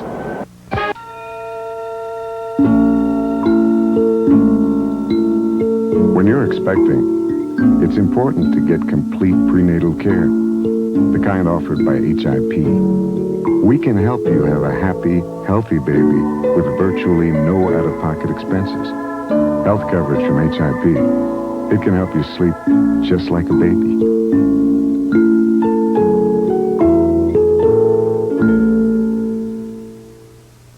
If you're bald or just thinning, here's something really new. These men have BioExcel's hair rooting system, and they look great. Hair rooting, a breakthrough in hair replacement technology, is a unique non-surgical insertion process. It gives you hair the way hair grows. Guaranteed. Call BioExcel right now, 1-800-652-0300 for a free demonstration, or call to receive our Thinning Hair Handbook free. Hair rooting, the way hair grows. The spirit, the excitement, the pride, the officially licensed team rings from Balfour. Each ring is crafted to the exacting standards of each league, and all are made in America of beautiful Balfour Celestrium for the look and feel of real gold or silver. Handcrafted by the same master jewelers who created league championship rings and trophies for decades. When you call to order, we'll send you a picture of your ring and a sizer to ensure your team ring fits perfectly. So call the number on your screen to order your team ring. There's no payment required now. You'll be billed just $19 prior to the shipment of your ring. Then, 4 more monthly payments of only $19 each. Enjoy years of showing your team pride right at hand. Call now, 1-800-858-4646. 1-800-858-4646. Back at Madison Square Garden, Rangers with a 1-0 lead. Take a look at first period highlights. Mike Gartner got the goal. You'll see Cam Neely here. His pass doesn't work. Now watch Joby Messier, the defenseman, jump up, smartly grab the puck. 2 Bruins go right by him. Neely and Juneau. They don't take the body. They're in trouble. 3-on-1. Messier makes a great pass. And this is one time Casey didn't get the stick on the puck well enough to stop it. The only goal of the period. Casey made a great play on the penalty shot by Alexei Kovalov. Kovalov's head's up. He's looking around, but watch the right foot. It's dragged by the goaltender, and he just kicks the puck off the blade of the stick. Oh, was that close. Big play by Casey late in the period. Back to start the second period in just a moment. I would have almost paved my own way to play baseball if I could have. The hitting was what I always liked, and I had a bat in my hand. I just felt like I was the man in command. I've been a member of the Hall of Fame since 1982. Probably one of the greatest thrills I had in life. I've been a card member since 1988. It works. American Express is welcomed at the Hall of Fame and at places where you don't have to be a big hitter to get noticed.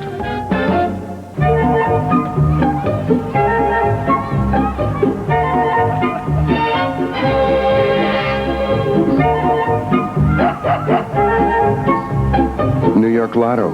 Hey, you never know. There's a new meaning to the term work in progress. It's how much you can get done at 125 miles an hour. you spread out. Phone in, fuel up, or tune out. And end up right in town, right on time.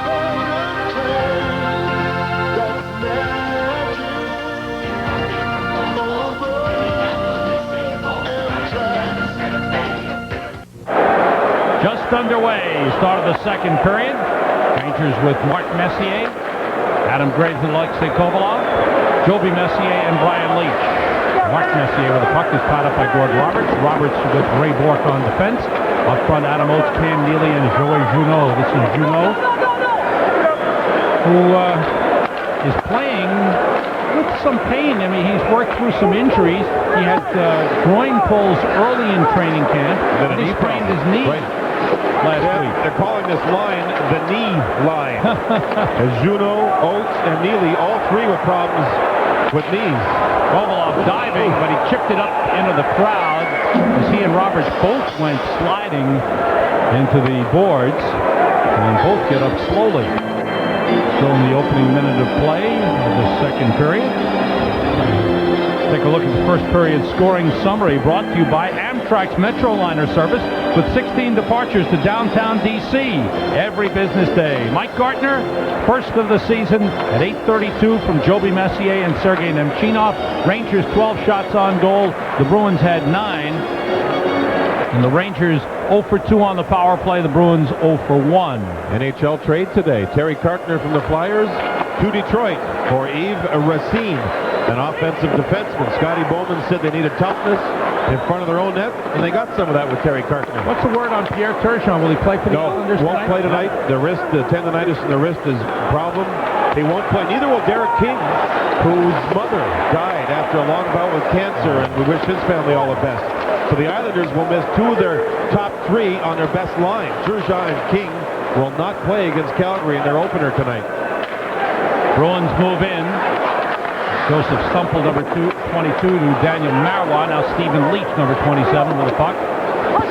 Marois tied up by Kevin Lowe.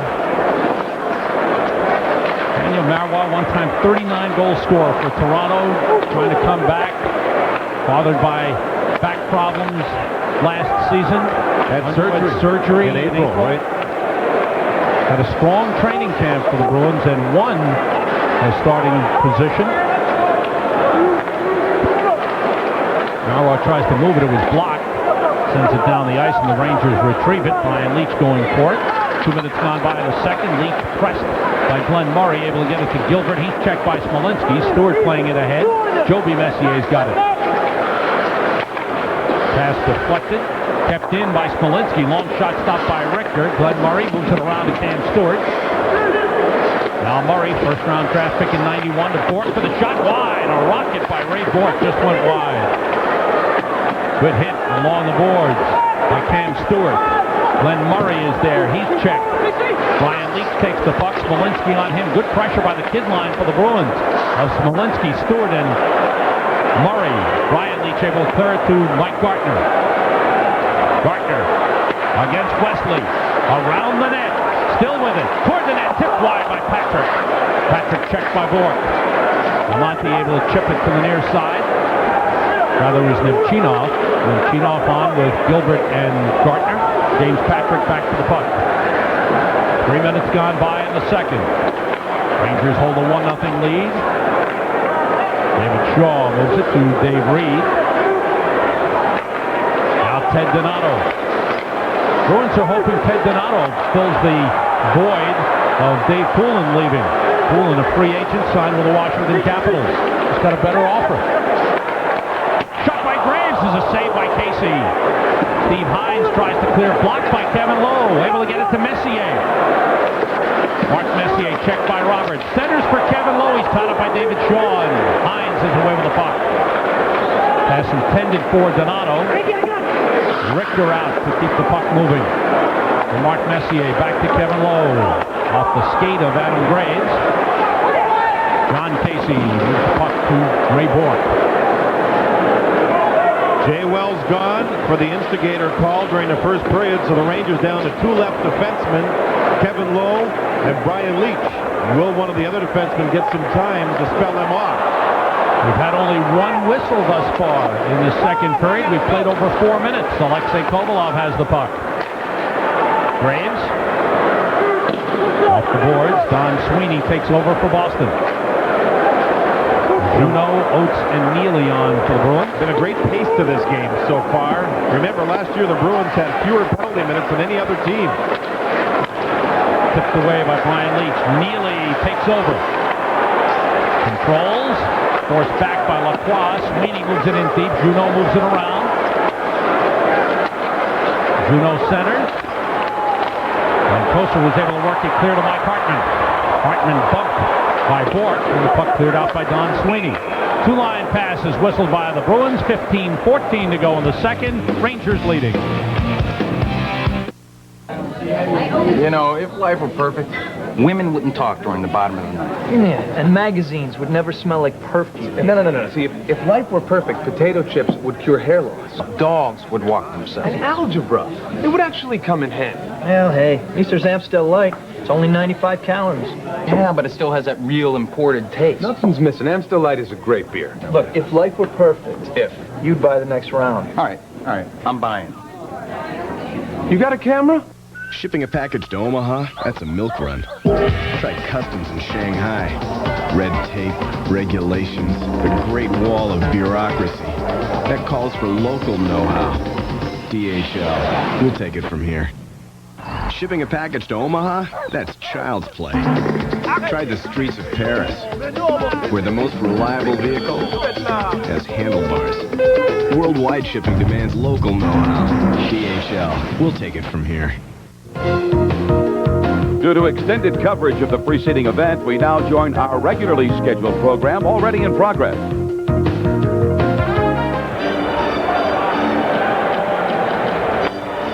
Brian Sutter in his second year behind the bench of the Boston Bruins, who wants his team to be a little feistier this year. 26 consecutive years in the playoffs for the Bruins. Yes, he wants a much more aggressive hockey club. They still need some scoring on the left wing, Sam, and they need their big line to play well. Remember, their big line was injured through a good portion of training camp, and you wonder how long it will take them to get into sync. They were on the ice when the Rangers scored the only goal of the game, and they haven't had much offense going for them. We're talking about Juneau, Oates, and Neely. Their conditioning just simply isn't there. Joby Messier got back to break up the rush of Stephen Leach. Mark Messier trying to break free of Glenn Wesley, was tied up along the boards, prompting a roar from the crowd. Kovalov to the puck. Still with it, warding off the check of Stephen Leach. Leach bumps him. Graves after it. Featherstone ties him up. Stumple unable to clear. Graves finds Kovalov. It's off his stick and out of the zone. 3-on-2 developing. Nice feed for Steve Leach, but back was Lidster to tie him up. What a recovery by Lidster. Lidster had to go to the bench and get a new stick, yet he was still able to come back, pick up his man right. That was a quiet but very smart defensive play by number 6, Doug Lidster. Graves had the hit on Stumple that knocked him down. There you look at Doug Lidster. He reads plays well. He's a smart player. As somebody blows a whistle to try and separate Adam Graves and one of the Bruin players. Lidster lost a stick when he did some pitching over by the Rangers bench inside the Bruin blue line. And he had to do the smart thing to get back into the play, and he did it. Looks like he didn't get his own stick. He got a teammate's stick from the bench. Now you'll see Lidster move up. He's a right-handed shot as he and Leach have switched sides. Now you'll see him pinch in right here. Boom, the collision. He loses the stick. Right here again. There, it's out of his arm. Now he went to the bench, got another stick, and then recovered by picking up the Bruin as he headed towards the net. There, stopping the cross-ice pass. The offensive pace of the first period has become a defensive tone here in the second. Only one shot on goal thus far in the first 6 minutes of the second period. That by Boston. There's a second shot by Cam Stewart. Amonte fell down. Glenn Murray got tied up with Andy Van Hellemond, and Amonte slides on top of the puck, forcing a stoppage of play. 13:51 remaining in the second period. Now, we talked about it earlier during preseason. We'll mention it again. Brian Leach is playing with a plate attached to both ankles, a steel plate. One has 9 screws, one has 6, so that's 15 of them. And you can see he played nearly 9 minutes during the first period. Mike Keenan, we asked Mike Keenan how much he'll play Brian Leach. He says probably around 30 minutes a game on the average. Maybe a little more tonight with the advent that, or with the fact that Jay Wells is out of the game, and he too is a left defenseman. So far this period, it's been Leach and Kevin Lowe playing the left side. Brian Smolinski scores! What a pass. The puck taken away at the blue line. The Bruins kept it in, and Smolinski, the rookie out of Michigan State, scores his first goal of the season. The Bruins have tied it. Great shot, great pass as the Rangers gave the puck away in their own zone. You'll see Kevin Lowe banging off the boards, and right there it gets away. Smolinski cuts to the middle and takes the pass there as you see it. What a shot. Smolinski was to be the captain of his college team if he went back to college this season. He decided to forego his last season of college hockey, and so far it's paid off for the Bruins. Top corner shot went right through by the armpit of Mike Richter. And I will correct myself. He was not to be the captain of that. He played 4 years at Michigan State, John. But an excellent year last year when he led the CCHA in scoring, and he had 1 goal for the Bruins last season in 9 games. Smolinski from Murray at 6:21 ties it. Bruins try to work the puck out of the zone, and they do. Joby Messier is there. Asked Joby Messier about Brian Smolinski, and he said he's stronger on the puck than people think. Yeah, he's a very, very strong individual. It was Cam Stewart who was going to be captain of Michigan. There you go. So I'll correct myself. I should have looked at my cheat sheet. No, you have trouble with those Michigan schools. Yeah. Well, I should know Michigan, huh? Red Berenson. 2 great programs. Oh, yeah. Here's Brian Leach. 1-1 the score. Dumps into the Boston zone. Ray Bourque takes over.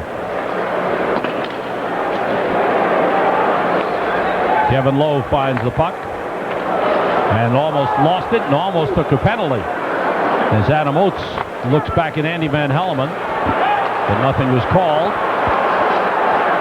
Steve Hines takes it back for Boston. Hines, save made by Richter, came out and got it with the right leg. Adam Oates behind the net. Oates centers. That shot goes wide by Featherstone. And it's frozen against the net. Pressure from the Bruins. They've tied the game, and they're looking to move into the lead.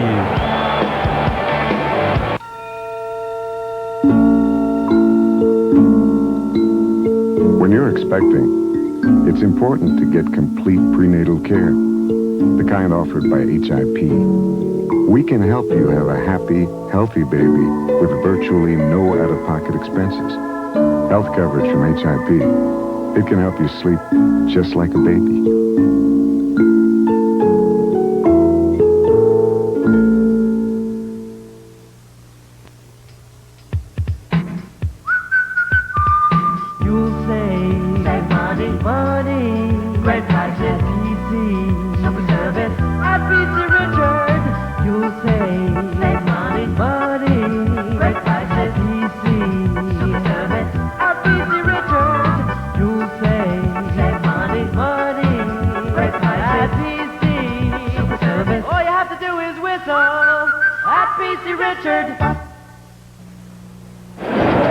This play will lead to the Boston goal. This is Murray, number 44. Just watch what he does. He won't even touch the puck until later in the shift.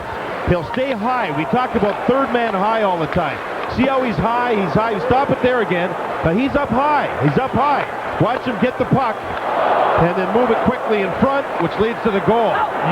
Good position, smart play by Murray, and a quick pass in front, and Smolinski scored. Back to the live action. Rangers able to clear it all the way down. John Casey backhands it across, and the Bruins clear the zone. Ted Donato pushing it ahead to Steve Hines. Hines cutting in, taken down by Joby Messier. Messier pressed there by Dave Reed. Takes Reed down to the ice. Mark Messier comes away with the puck. Chopped at by Glenn Wesley. Still with the puck. Goes around Steve Hines. Centering pass deflected across. Bruins come out with it. Pushed ahead through Brian Leach. Steve Hines drives it into the Rangers zone. Reed pushes it into the corner where Mark Messier takes over. 11 minutes to go, second period. 1-1 the score. Joseph Stumple, number 22, all over Brian Leach. This is the puck pursuit the Bruins are famous for under Brian Sutter, and you're seeing it here in the start at the first half of the second period. They are really forcing the Rangers all over the place. Marois gave it away to Kevin Lowe. And I think Brian Sutter learned that from Mike Keenan when he was Keenan's assistant coach in the Canada Cup. Collision along the boards. Ray Bourque and Kevin Lowe. Excuse me, it was Stephen Leach and Kevin Lowe. Stumple moves in, finds Leach. Wrist shot into the chest of Richter, whose puck brought out by Darren Turcotte. On to Tony Amonte. Turcotte taken down in center ice. A roar from the crowd brings the arm up of Andy Van Hellemond. I think it'll be Marois who took down Tikkanen. Even about, I'd say about 30 feet ahead of where Turcotte was knocked over. So I think Marois is going to get the penalty. This may change the fortunes of the Rangers. They've had very little going for them here in the second period as far as offensive flow goes. Again, you'll see the Rangers work the puck out of the zone nicely. Now, Turcotte will be pulled down right here, but it'll be further up the ice by the blue line or inside the blue line to the left side. And you see the arm up already. There you see the player down, and it was Marois that took him down. Daniel Marois for interference. Third power play for the Rangers. They're 0 for 2. They have 5 shots on the power play. They have only 2 shots on goal here in the second period. Second game of the season, Tampa Bay Lightning. They open in New Jersey tomorrow night, then come across the river to play the Rangers Thursday night. We begin at 7 o'clock with Sports Desk, followed by Rangers game night, and then the Rangers and the Tampa Bay Lightning. Denny Savard playing for Tampa Bay and played Peter very Klima. well. Peter Klima, Brent Gretzky, Wayne's brother, had a great camp. Whether he's with them or not, we'll know tomorrow, I guess, when they play in New Jersey. And the good-looking rookie Chris Gratton just signed. Who else was there? Norman Rochefort. That's right.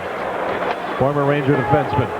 Training camp with Tampa Bay. Rudy Poshek made the team. And I guess Rudy played pretty well from what I understand. So Tampa Bay making some changes under general manager Phil Esposito and coach Terry Crisp. Rangers power play. Brian Leach, Alexei Kovalov, Mike Gartner, and Mark Messier. Right point, James Patrick. Messier out to Leach for the long shot, deflected wide. Kovalov's got the puck. Ray Bourque after him. Bourque with Roberts, Reed, and Smolinski for Boston.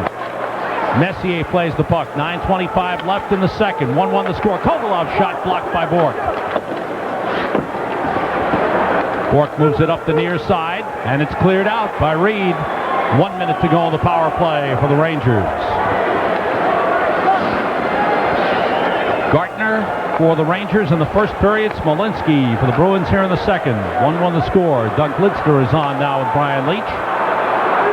Tony Amonte, little too far. Amonte, Turcotte, and Tikkanen. Casey plays it back off the boards. Wesley moves it out of the zone.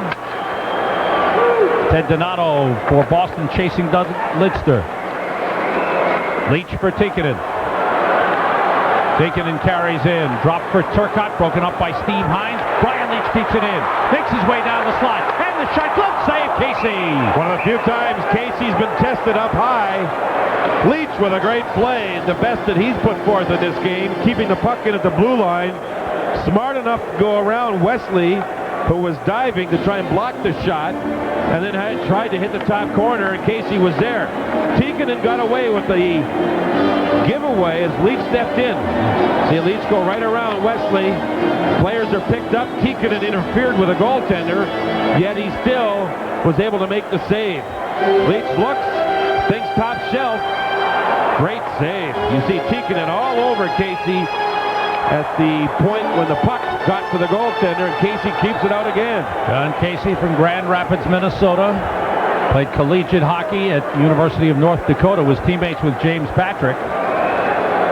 Would lead his team to the national championship in 1982. 60 games last year with Minnesota. He's played a lot of hockey, and a great goaltender when he gets hot. Steered it aside. Final seconds of the power play. Don Sweeney to the puck. Brian Leach pinches in to keep it in the zone. Power play is over as the puck deflects up into the crowd. 2 shots on goal for the Rangers during the power play. Shots are even in the game at 16. Goals are even 1 apiece. Brian Sutter talking to his players, and alongside him, Tom McVie. Hasn't changed. One of the greatest personalities in hockey. Former head coach of the New Jersey Devils and the Winnipeg Jets. And in his second year as assistant to Brian Sutter behind the Bruins bench. Looks sleepy, but believe me, he's not. Nope. 8:09 to go in the second period. Rangers 4 shots on goal. Bruins 7. Bruins the only goal here in the second. 1-1 the score. Don Sweeney moves it around. Joby Messier had trouble with it. Joey Junot knocks him down, trying to take the puck away, and Nemchinov helps out. Nemchinov, Gilbert, and Gartner on for the Rangers. With Lowe and Joby Messier. Puck taken away by Adam Oates. Try to find Junot. Puck was in his skates. He's tied up by Joby Messier. Oates working along the boards. David Shaw's shot deflected, kicked away by Richter. Loose puck. And Junot's stick was being held, I believe, by Nemchinov. That's right. Absolutely right. Penalty called on the Rangers. Bruins have a power play coming up. The same mind that created a child's first camera created a professional camera with the world's fastest shutter speed. The same mind that gives you a close look at the moon lets you zoom close to a star. The same mind that perfected autofocus in photography introduced autofocus to binoculars. All this visual technology at your fingertips could only come from one mind. Only from the mind of Minolta. He scored only 1 goal his first season, but he went on to become the most valuable player in hockey. Starter. He was told he'd never start again. He came back to become the best reliever in baseball. Starter. Each had a dream, and when you start with a dream, where you end up is up to you.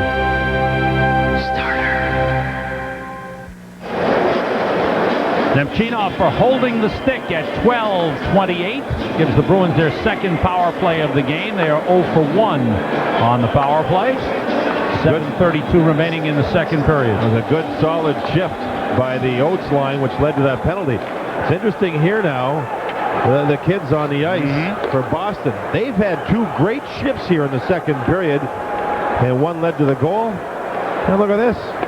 They get power play time. Smolinski, first-round draft pick in 1990. Stewart, a third-round draft pick in 90, almost gave it away. And Murray, a first-round draft pick in 91. With Wesley and Bourque at the points. Joby Messier, Brian Leach, Adam Graves, and Mark Messier, the penalty-killing unit. Boy, if these kids play this much in key situations for the Bruins, they'll be that much better for it during the second half of the season. Pretty move by Bourque. Smolinski comes in. Murray to the net. Smolinski's shot blocked by Joby Messier. Deflects wide of the net. Richter holds it to the side of the net and gets a whistle. A lot of ice time for Leach and Kevin Lowe with Jay Wells out of the game. And again, that's the man that was going to be captain of his college team this season if he decided to go back to college.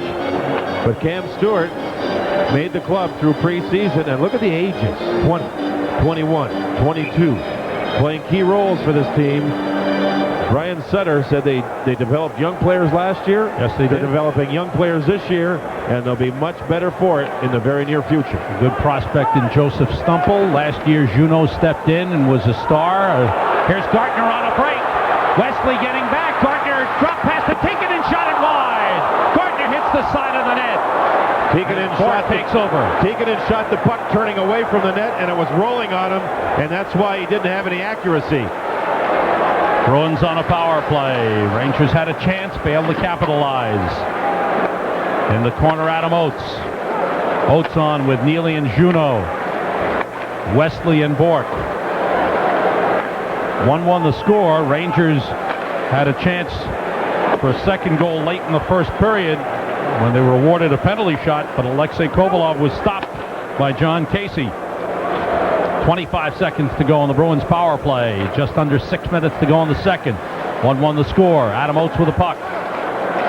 Junot's pass blocked by Lidster. Lidster and Lowe on with Gilbert and Kovalov. Mike Keenan showing a lot of confidence in Alexei Kovalov. Shaw's shot deflects across. Kovalov back for it. Kovalov lets it clear. Shaw is there. Nemchinov is back, and the teams are at full strength. Bruins 0 for 2 on the power play. Had one shot on goal during that man advantage. 5:25 to go in the second. 1-1 the score. Lidster picks it up. Ray Bork will be Al Trautwig's guest following the second period, live in the studio to talk about the arbitration decision. Came down prior to the start of tonight's game. Ray Bork awarded $2.25 million per year for 2 years. Steve Leach, checked by Adam Graves, comes across to Bork. Bork, nice move around Mark Messier. The shot saved by Richter. Smart play. Smart guess by Richter dropping down. He didn't see it. The puck hit him. Great save. Smart thinking. 4:52 to go, second period. Game tied. You know, if life were perfect, women would let guys drink milk straight from the carton. Yeah, and guys would ask before taking food off your plate. Women wouldn't answer a question with a question. Why not? If things were perfect, you'd like watching sports on TV. Yeah, and you'd let me hold the remote control. Well, at least there's Amstel Light. It's only 95 calories. But it still has a real imported flavor. I mean, it tastes great. Amstel Light is better than Kraft. It'd be perfect if you didn't always have the last word. No, it wouldn't. Final call. We've got to move fast, Kirby. I hope your boat hurts. Not exactly, but this company's fast. As fast as Hertz #1 club goal? Not exactly, but they do have a special place to pick up the car. Like Hertz? Not exactly, but it'll be waiting. Under a canopy? With the keys in it? Not exactly. And protected from the weather? Not exactly. In Rent-A-Car, there's Hertz and there's not exactly. Make sure you choose the right one. Counting on that promotion, Kirby? No, not exactly. The captain, Ray Bork, as we mentioned, will be in the studio live with Al Trautwig, and Bob Page will have another update at the MSG Sports Desk. JD and I will look at second period highlights. Hope you'll stay with us. First team All-Star, 10 of his 14 seasons. Wow, what a great time it's been for Ray Bork. Mike Keenan with Colin Campbell on the bench for the Rangers. Ryan Leach overskated the puck. He's pressed by Stumple. Still has it and finds Joby Messier. I don't think the Rangers have used the right defenseman on the left side yet in this game. Pass in front. Tinkin and streaking for the net. Joseph Stumple stayed with him. Battle along the boards. And the Bruins able to clear the puck out. If Mike Keenan needs, Doug Lidster's played a lot of left defense and right defense, so he can be moved over if necessary. But so far it's been Brian Leach and Kevin Lowe. Brian Leach and Kevin Lowe switching off on the left side. Crowd coming alive. 4:10 to go in the second period of a 1-1 game. Joby Messier slowed down Daniel Marois. Brian Leach back for the puck. Joby Messier lifts it ahead. It's deflected up into the crowd off the stick of Ted Donato. Bringing the face off. There is Joby Messier, played collegiately at Michigan State. Talking with Mike Keenan this morning, both of us were talking about Messier, and Mike said he's a very fit individual. He and Brian Leach were the two best conditioned defensemen on the team. Interesting. So we talked about the fact that Joby Messier would be playing a lot with Brian Leach. It wouldn't be a problem for Joby because he's fit, he's in shape, he can play as much as is necessary. Rangers make a change in the blue line. Lidster comes out with Kevin Lowe. Adam Graves getting a shift here at center ice. Lacroix started at left wing. I don't know if that was just for the draw or what it was. Lacroix assumes now the center ice position, and Graves goes back to left wing. Maybe it was just for the draw. Hartman was the left wing on that line. Now it's Lacroix, Graves, and Koser. The Rangers just trying to get offense, get some punch going. They need something here to get the flow going offensively.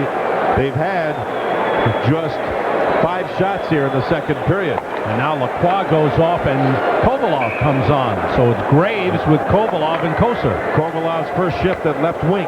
He's been playing right side with Messier throughout this game.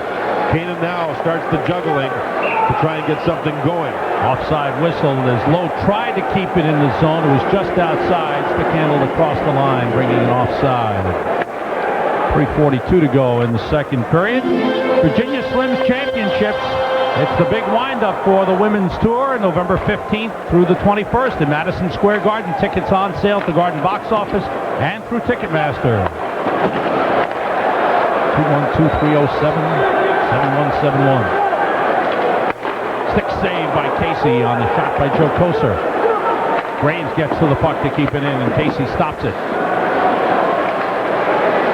Dave Reed tied up by Lidster. Kovalov takes over. Rangers get onside. Kovalov moves in. Kovalov. First check by Donato. Now picked up by Shaw. Gets it to Graves. Now Kevin Lowe deflected wide. Donato moves it. Lidster keeps it in. The Rangers get some pressure here. Best shift in a while for the Rangers. Maybe of the period. Donato moves it around. There's Kovalov to play it. Centers off the stick of Casey. Batted in the corner by Shaw. He moves it up the boards, and it's out of the zone. And on this shift, you're seeing the Rangers defense, Lidster and Kevin Lowe, do a lot of pinching as the puck comes up the boards. Now the Rangers go for a line change. Bruins can't clear. Kept in by Greg Gilbert. Now picked up by Don Sweeney. 2:35 to go in the second. 1-1 the score. Bruins the only goal here in the second. Here comes Brian Leach. Leach shoots, save. Casey. Gardner missed the rebound. Leach has it again. He's looking. The pass across. Skipped through the legs of Greg Gilbert. Nemchinov goes back to Joby Messier. His shot hit Brian Leach. One of the Bruins went down hard. Is that? Oh, it looked like whoever was Sweeney, he reached for his knee right away. He is hurt. And I don't know what happened, Sam. I looked, I saw his stick and gloves go flying, and I didn't see a Ranger player standing around him. Now, I don't know if he caught his skate in a rut, or if he ran into the net, or if a Ranger player skated by, but he reached for, it appeared to be his knee right away. Don Sweeney had a great season playing defense last season for Boston. Oh, and he got turned around and looked like one of his legs gave way. Now, was that, I don't know who it was that was with Sweeney, but Sweeney got knocked backwards off balance. And right there, it looks like they're trying to find out if the knee has given way. What exactly is holding it together, where the problem is, what side it is. Andy Van Hellemond now trying to help out. It looked like his left leg gave away as he went off balance. He was in a very awkward position and went down. Gilbert was the player that was involved with Sweeney. As Sweeney is now up, and they're going to have to help him off the ice. So both teams down a defenseman. Sweeney is unheralded, but he has played well for this team. Gilbert goes to skate away. Sweeney steps back, and there his knee gives. Yeah. Now he reaches for it immediately. Stick in the air, gloves flying, and it looks like a left leg problem somewhere around the knee. Really an innocent-looking play, and as John said, the leg gave out. Don Sweeney, who last year came to camp and won a job for the Bruins, this year came to camp secure in his position, and now he hobbles off the ice, is being helped off with a leg injury here. Looks like he wants to try and put some weight on it. And he is being assisted into the Bruins locker room. So the Bruins now down to Wesley and Roberts, the other two left defensemen for the club. Sweeney plays a lot. That's a blow to their hockey club right here. Though Featherstone and Bork are left-handed shots. Left-handed, but Bork's always been a right defenseman, Sam, even though he's a left-handed shot. 1-1 the score. 2 minutes remaining in the second period. Gardner clears the puck out. Casey waits for it. Rangers now out shooting the Bruins 20-19. That injury came at a bad time for the Rangers because they had really put the pressure on, and that may slow things down. Oates was slowed down by Brian Leach on the rush.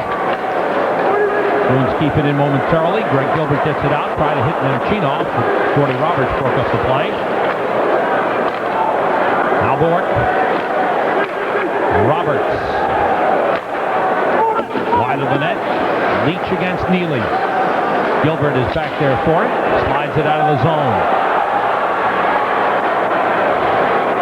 Casey out to play the puck around the boards. Featherstone finds Juneau. On to Glenn Murray for the shot through Richter, but wide of the net. Centered and blocked. Richter got just enough, but it trickled through, went wide. Tikkanen coming down. Kevin Lowe in deep to the net. Dropped for Messier. Well, good defensive coverage there by the Bruins. The defenseman jumped into the play. Kevin Lowe, he was picked up. The Bruins, a smart team. You see how good they are defensively. I believe they were third last year in goals against. And those are the types of plays that prove that point. Kevin Lowe's getting a lot of ice time, and as the game moves along, he's jumping into the play more and more and more. It tells you about his conditioning. Mike Richter, this is called a close call. Reed settles the puck down and takes a long shot. Make that Murray. Thanks for correcting me, Sam. You can go ahead and correct me. Go ahead. Say it on the air. Right. Oh, baby. It still trickles wide. No, I don't mind. I'll give you the hand signal. I'm a big boy. Casey with the save. The puck slides into the crease, and Casey knocked it aside. 38 seconds to go in the second. And this will be, icing waved off. Tikkanen overskated the puck. Graves chips it clear. 1-1 the score with 25 seconds to go in the second period. Bruins moving again. Shot by Smolinski went wide. Cam Stewart there to play it. Around for Glenn Murray. He's hit by Graves, who wrestles him down. Tikkanen moves the puck up. Took a hit from Stewart. Glenn Wesley toward the net. Richter the save, and he covers up. 9.3 seconds remaining in the second period. So we have a serious face-off coming up in the Rangers zone. What sentiment will they put on the ice? Messier's already out there. Messier had a very good first period on face-offs. He won 6 and lost 2. Just looking over at our statistician, Scott Cooper, says he's 8 and 5 overall. Now the Rangers make a change, and then Chinoff comes out for the defensive draw with Adam Graves against the best line for Boston. They maybe have not been the best line in this game, but they certainly will be during the season. Oates against Nemchinov. Oates wins the face-off. Play along the boards. Neely gets it loose. Juno trying to shoot, it was blocked. And that does it. Second period is over. Bruins with 12 shots on goal. Rangers with 10. Brian Smolinski, the rookie out of Michigan State, getting the only goal of the period at 6:21. And that matched the goal by Mike Gartner in the first period. So the Rangers head for the locker room at the end of 2 periods on opening night with the game tied 1-1. Coming up, Al Trautwig will be talking with the captain of the Boston Bruins, Ray Bourque. Don't go away.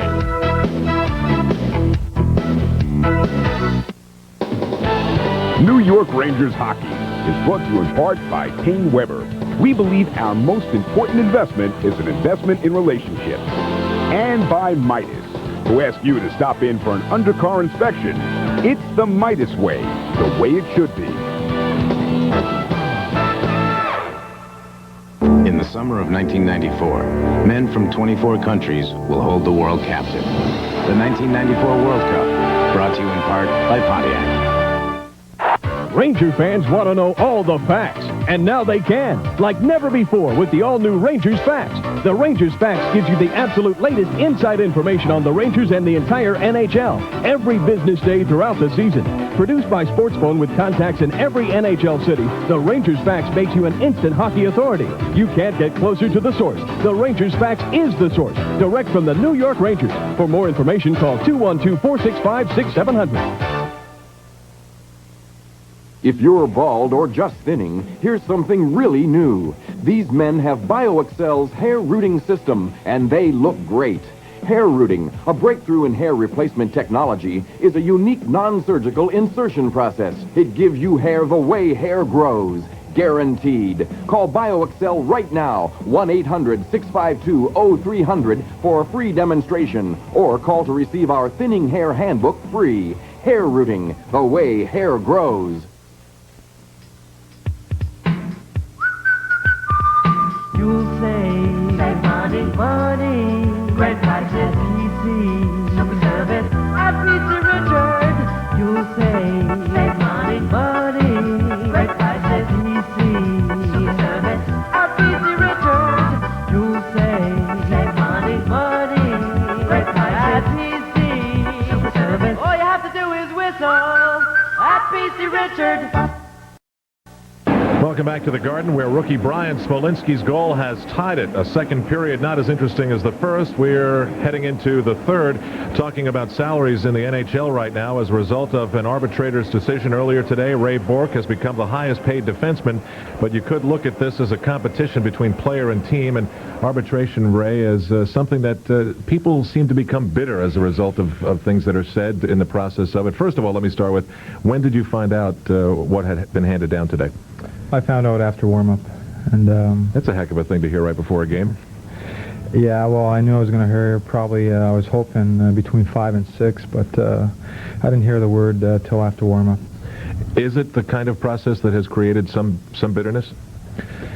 Well, I mean, I think we both had our positions, and they looked at it a certain way, and I looked at it another way, and you know, I had to go to arbitration. I understand how Harry runs his business, and he doesn't throw his money away by any means, and I knew that for what I was asking, the possibilities a long time ago, I thought there was a good possibility I'd be in arbitration once the season came along. Now, you did, in effect, double your salary, even in spite of the fact that you didn't get the number that you were looking for. Do you look at it as a defeat? Are you disappointed? Yeah, I'm disappointed. I wasn't looking at being the best paid defenseman. I was looking to be among the top players in the league, and you know, it's funny how they look at certain positions and they slot you, and I think what I've achieved over my 14 years, I was looking at a different range, and but you know, I knew going in there that anything could happen, and it wasn't a pleasant experience, but I thought I did what I had to, and now I'm going to live with it. Harry Sinden was asked in a press conference before tonight's game, did you win or did you lose? And he had a pretty interesting answer, I thought. He said, I looked at it as a victory the moment Ray Bourque filed for arbitration because I knew one way or the other I'd have him for 2 more years. What's your response to that? Well, I think he's, you know, obviously the arbitrator favored the club, and you know, I think he's feeling pretty good about things, but I think he did what he had to. He thought he had to do, and I certainly did what I had to do. And winner, loser, I mean, it doesn't really matter. You know, I got to play another 2 years here. I've got a 1-1 with the women's arbitration, so like I said, I mean, we'll play hockey and we'll have some fun. Well, Ray, at least it's behind you now. You won't have to answer as many questions as you have been lately. Ray Bourque of the Boston Bruins. We'll get back to Madison Square Garden with more Rangers hockey on MSG in a moment. Dear Midas, after getting an outrageous estimate at my dealer, I came back to your shop. Your mechanics, John, Jim, Ron, Robert, gave me a free estimate, stayed late to finish the job, and even pointed out that my brake pads were under warranty, saving me a lot. I was so thankful for not being taken advantage of. I bought them all lunch the next day. Thank you, Sarah Acco. Shipping a package to Omaha? That's child's play. Try customs in Shanghai. The Peruvian Andes. Parking in Paris. Sandstorms in Cairo. The 400 dialects of India. An address between Czech and Slovakia. That demands local know-how. DHL people are the locals. DHL. We'll take it from here. Omaha? That's a milk run. The temperature never drops below Xerex. That's very important to remember at a time like this, when your car has been sitting idle, when it's very dark, and very deserted, and very cold. Oh, thank heavens, you did remember Xerex antifreeze. The temperature never drops below Xerex. And now, Xerex quality doesn't stop with your cooling system. Keep your car ready for the road with Xerex power steering fluid and Xerex brake fluid. If you want to be in a position of power, then get behind the wheel of a 1994 Jeep Grand Cherokee V8 with a powerful 220 horsepower engine, 6,500-pound towing capacity, standard driver's side airbag, and 4-wheel anti-lock brakes. It lets you command power in any situation. The Jeep Grand Cherokee V8, the only thing more powerful is the savings.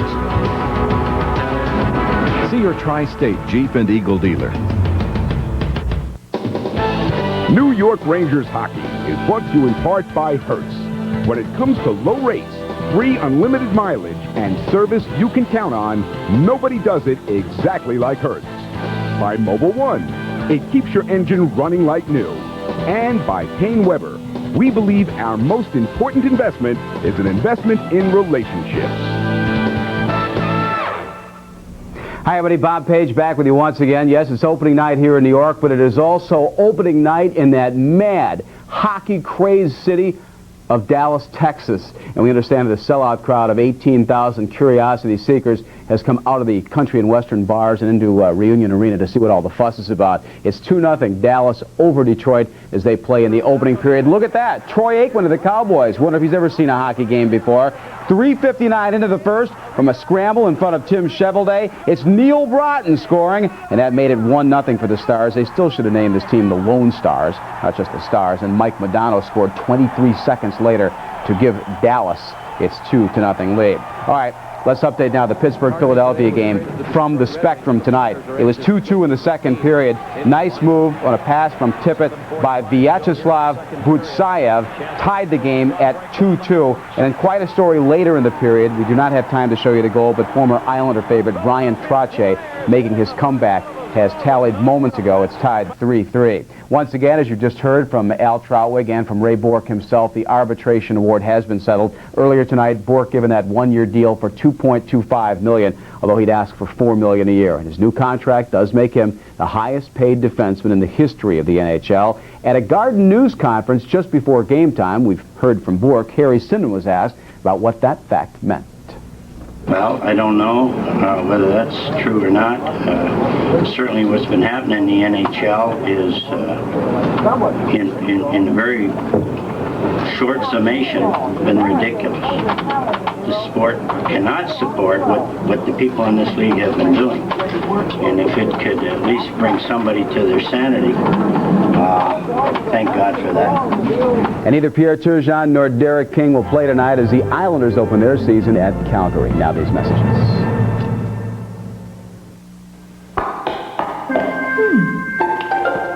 Today there are hundreds of credit cards, but only one offers Smart Rate, now as low as 14.9%.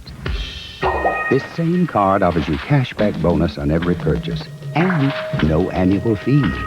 The name of this amazing card? Discover Card. When it all unfolds, there really isn't a better value. It pays to discover, the card that pays you back.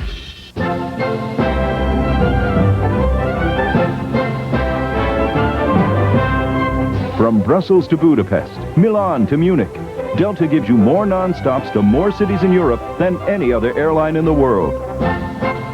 290 weekly flights. 21 countries. More Europe, more often. Nobody gives you more of Europe than Delta Airlines.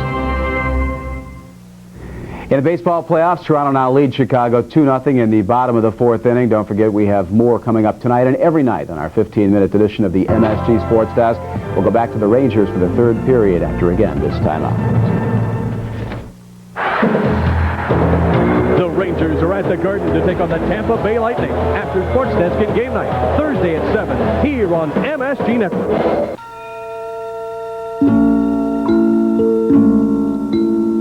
When you're expecting, it's important to get complete prenatal care, the kind offered by HIP.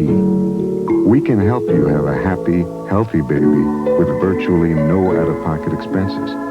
Health coverage from HIP. It can help you sleep just like a baby.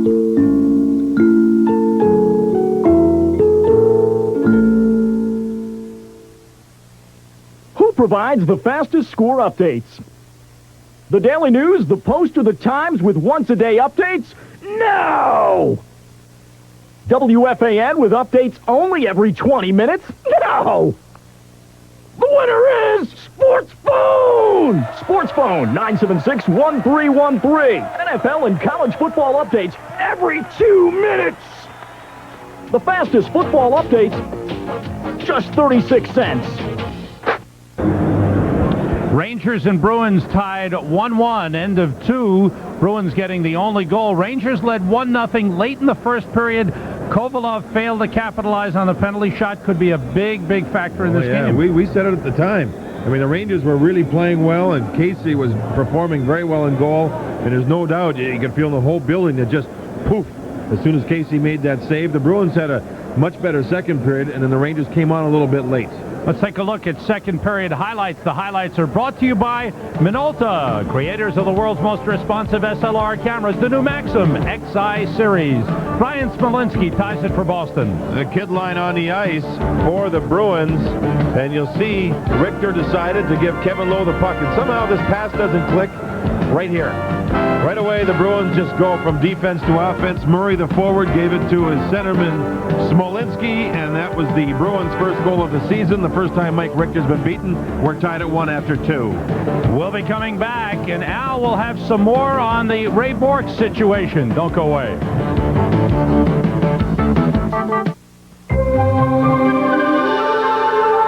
You're looking at the fountain of youth. Advanced Formula Mobil 1 synthetic motor oil. In a test, it protected an engine for 200,000 miles. The result? Vital engine parts that looked as young as the day they were born. There was virtually no engine wear. If you're looking for the fountain of youth, you'll find it in a container of motor oil. Mobil 1 synthetic. It keeps your engine running like new. My ultimate ESPN Sports Center highlight goes like this. Loose ball in the end zone. Ball on it, no chance. My feet are light, and I've got the moves. At the 50, I see Myers. Not now, Chris. I'm a busy man. And as I cross the goal line, I laugh, knowing my agent has just cut a deal for my very own fitness video. Yeah, that's my Sports Center highlight. Hold on. I don't just overnight the package. Yeah, sure. Overnight it. Might as well overnight it. Overnight this. Overnight the overnight. Overnight. Sometimes overnight is overkill. So kick the habit with priority mail from the Postal Service. It's not overnight, but it's fast delivery, special handling, and 2 pounds is only $2.90. Morning. Thanks. When overnight is overdoing it, remember, we deliver for you. Call and we'll start today. NatWest would like to suggest a better way for homeowners to get rid of high-interest credit card debt. Call 1-800-NatWest for the NatWest Debt Cruncher Home Equity Credit Line. Get crunching today. New York Rangers hockey is brought to you in part by Gillette and the revolutionary Gillette Sensor Shaving System. Gillette, the best a man can get. Back at the Garden, deadlocked at 1, 2 periods into game number 1 of 84 in this long NHL season. Well, you just heard from Ray Bourque. He doesn't seem happy, and neither is Harry Sinden tonight. That's the kind of bad blood that is generated by arbitration. Now, arbitration is all about comparing salaries that are already given to other players. In this case, Ray Bourque compared to Brian Leetch. Here's Harry Sinden. Leetch, your guy here, Leetch, is at the top of the class before this. We didn't believe at his age and his very little accomplishment to this point in comparison to Raymond Bourque deserved to be anywhere near what he was, but we had to face the fact that the Rangers paid Leetch more than Bourque, a lot more than Bourque. So we had to go into arbitration knowing that.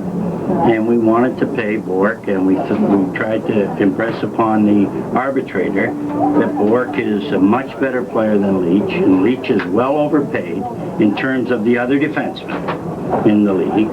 And we went in with the proposal slightly ahead of Leetch, and the arbitrator saw it a little different. He said, no, he's a lot better than Leetch on his record, but he is, and he gave him a lot more than Leetch. So an unhappy Ray Bourque is now the top-paid NHL defenseman, but Sam and JD only 10% more than Marty McSorley?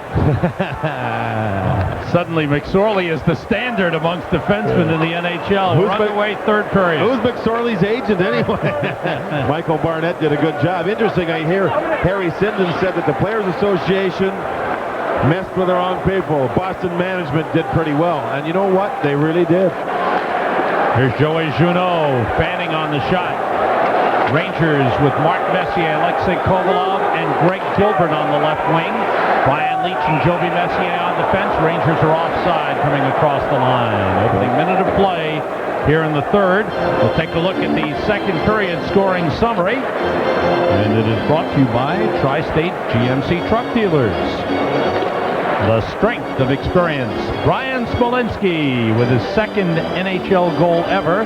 His first of the season. He had one last season. Murray the assist at 6:21. Shots on goal. Rangers 10, total 22. Bruins 12, total 21. Rangers are 0 for 3 on the power play. Bruins are 0 for 2. And the Rangers that continue to juggle their lines here a little bit. Adam Graves seeing action at center ice with Koser and Tikkanen. So the Tikkanen-Turcotte-Amonte line broken up. That puck ping-ponged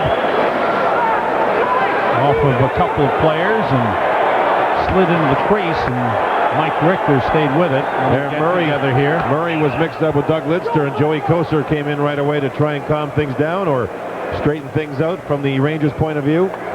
The first shift, Gilbert replaced Graves on left wing with Messier and Kovalov. The second shift, Tikkanen, Graves, and Koser on a line. So Mike Keenan doing lots of changing here to try and generate some offense that was missing in the second period.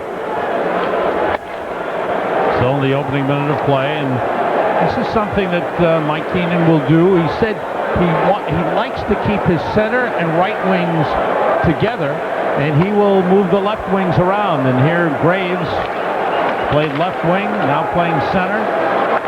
Wesley toward the net, stick to side by Richter. Glenn Murray with the puck. Murray checked by Joby Messier.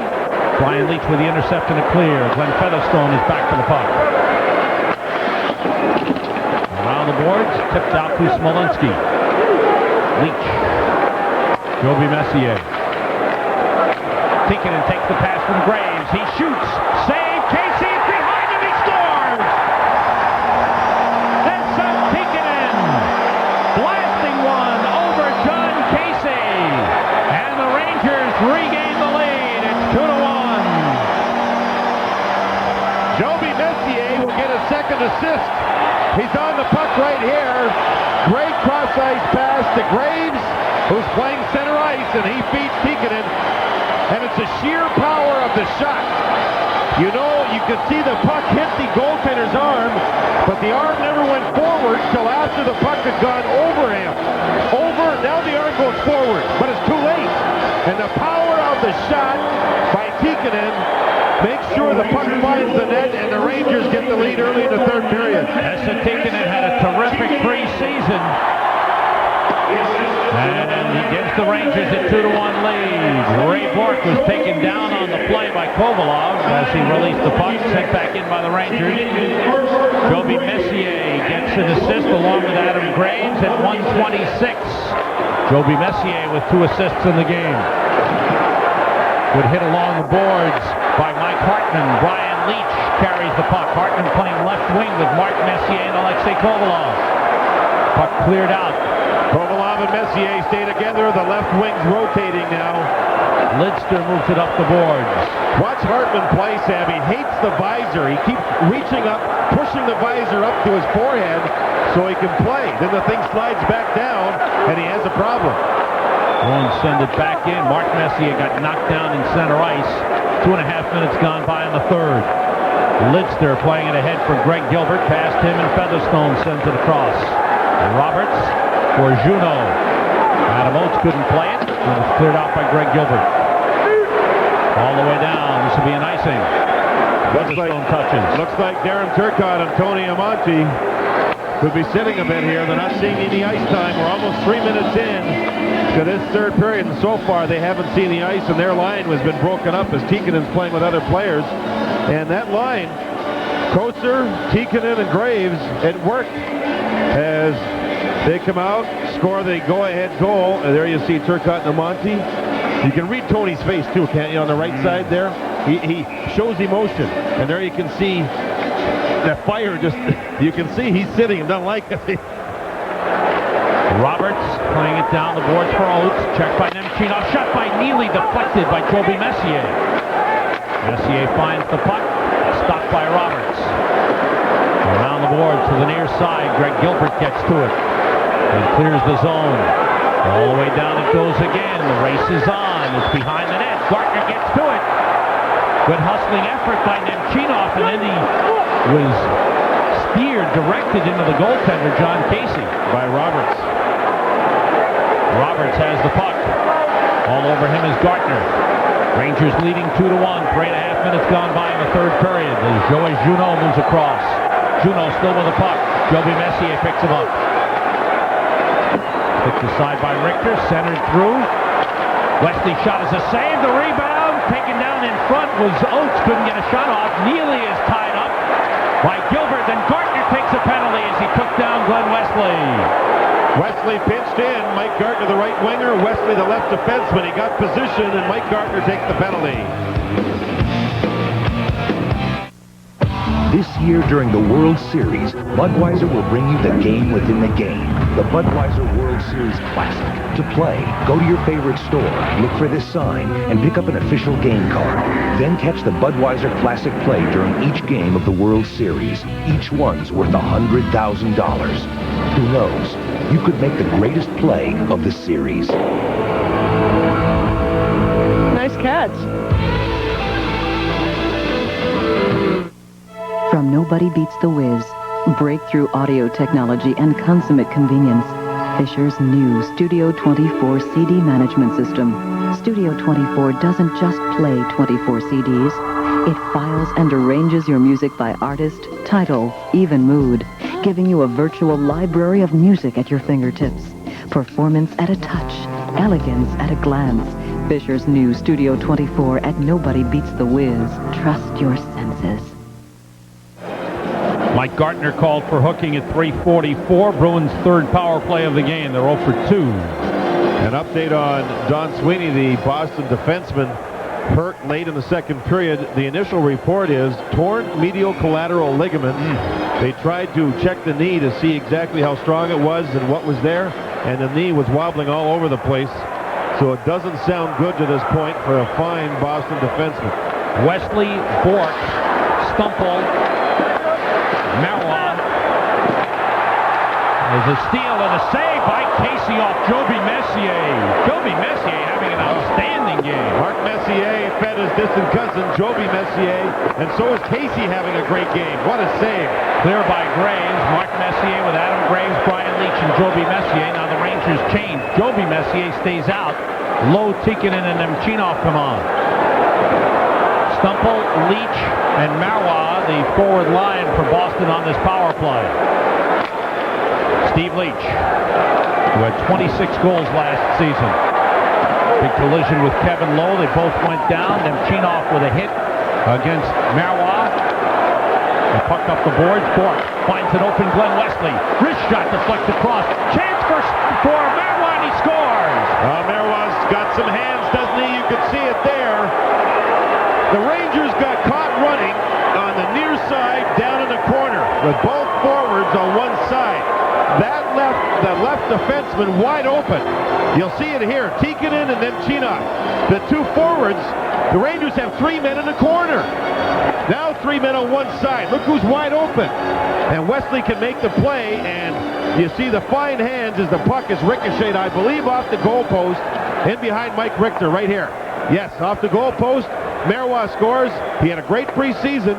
He's a goal scorer, and I think he'll be a surprise this season. His first 2 years in the league, he scored 70 goals. 31 as a rookie, 39 his second season. Then 21 his third, he went down. Toronto traded him to the Islanders, and he was with the Islanders a little over 1 season. Islanders traded him on to Boston late last season. It's amazing to see who Brian Sutter's using as Mike Gartner gets dumped, and there'll be a Ranger power play. But Brian Sutter's just using, it appears, the next line that's up for the power play. That time it worked. Marois scored. Now the Rangers have a chance to get it back. First power play goal for the Bruins. Marois from Wesley and Oates at 4:44. And now Oates goes to the penalty box, giving the Rangers their 4th power play of the game. They are 0 for 3. Gartner with the move. Oates had stopped skating. Sam, there you see perhaps a situation where Oates only played 1 exhibition game. Neely only played 1. Juno's been injured, never hardly played in the exhibition games. When you reach and take a penalty like that in the third period, it could mean the conditioning is just not there. I'm talking about game conditioning, and the only way you get that is through playing games. Maybe that hurt Adam Oates on that play. Speculation, yes, but a possibility too. 2-2 the score. Rangers on the power play. Bruins sending it toward the net, went off the shaft of the stick of Brian Leach. Bruins with some pressure. Dave Reed with a takeaway. Rangers having trouble gaining control. Kovalov. It's Joby Messier with Brian Leach. Now Joby Messier goes off. James Patrick comes on. Mark Messier with Kovalov and Gartner. And the Bruins clear. 2-2 the score. 14:20 to go. Third period. Brian Leach. Mark Messier across to Leach. Leach heads in deep. Looking to make a pass. It's off the skate of Brian Smolinski. Kovalov moves it ahead. Leach around to Mark Messier. Bork on him. James Patrick playing it down the boards. Robertson, Bork, Smolinski, and Hines for Boston. Mark Messier with a puck. James Patrick with the shot. Save Casey. The rebound cleared aside by Roberts. Brian Leach. Now Mark Messier back for Leach. Leach looking. Pass to Messier. Try to get it through Casey, who deflected it with the stick. And Smolinski brings it clear with Steve Hines. Long drive off the glass.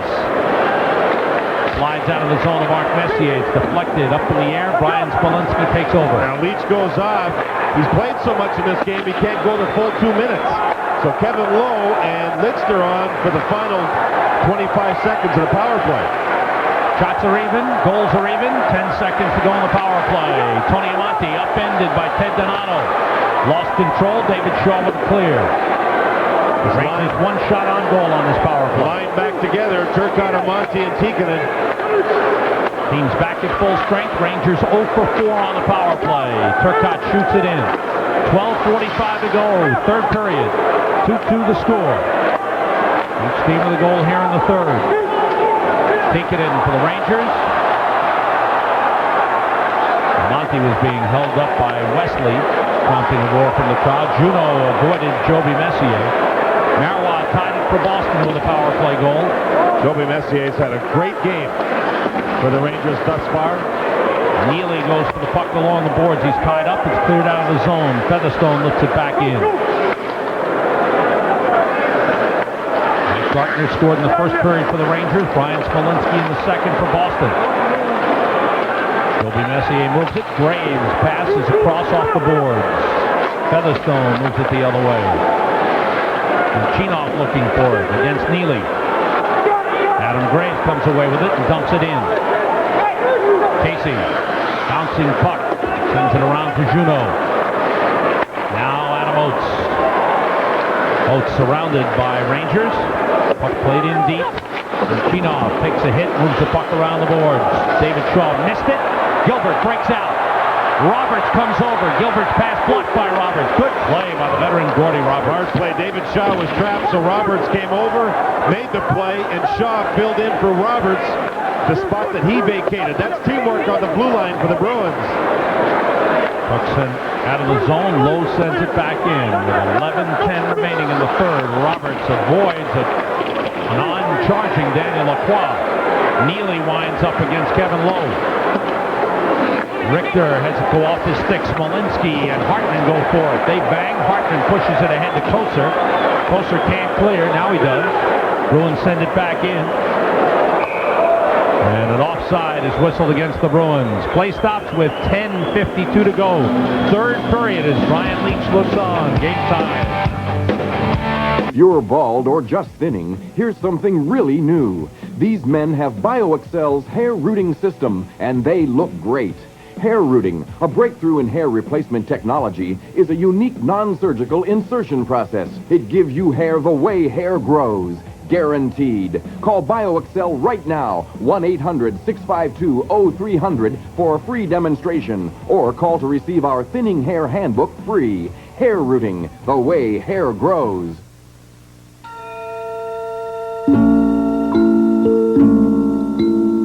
When you're you're expecting, it's important to get complete prenatal care, the kind offered by HIP.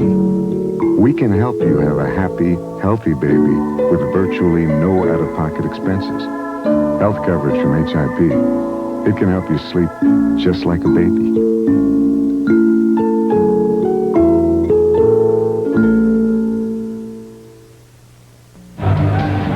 Back at the Garden where the Rangers had a short-lived lead of 2-1 thanks to Esa Tiikkanen's goal. Now, Esa used this stick last year.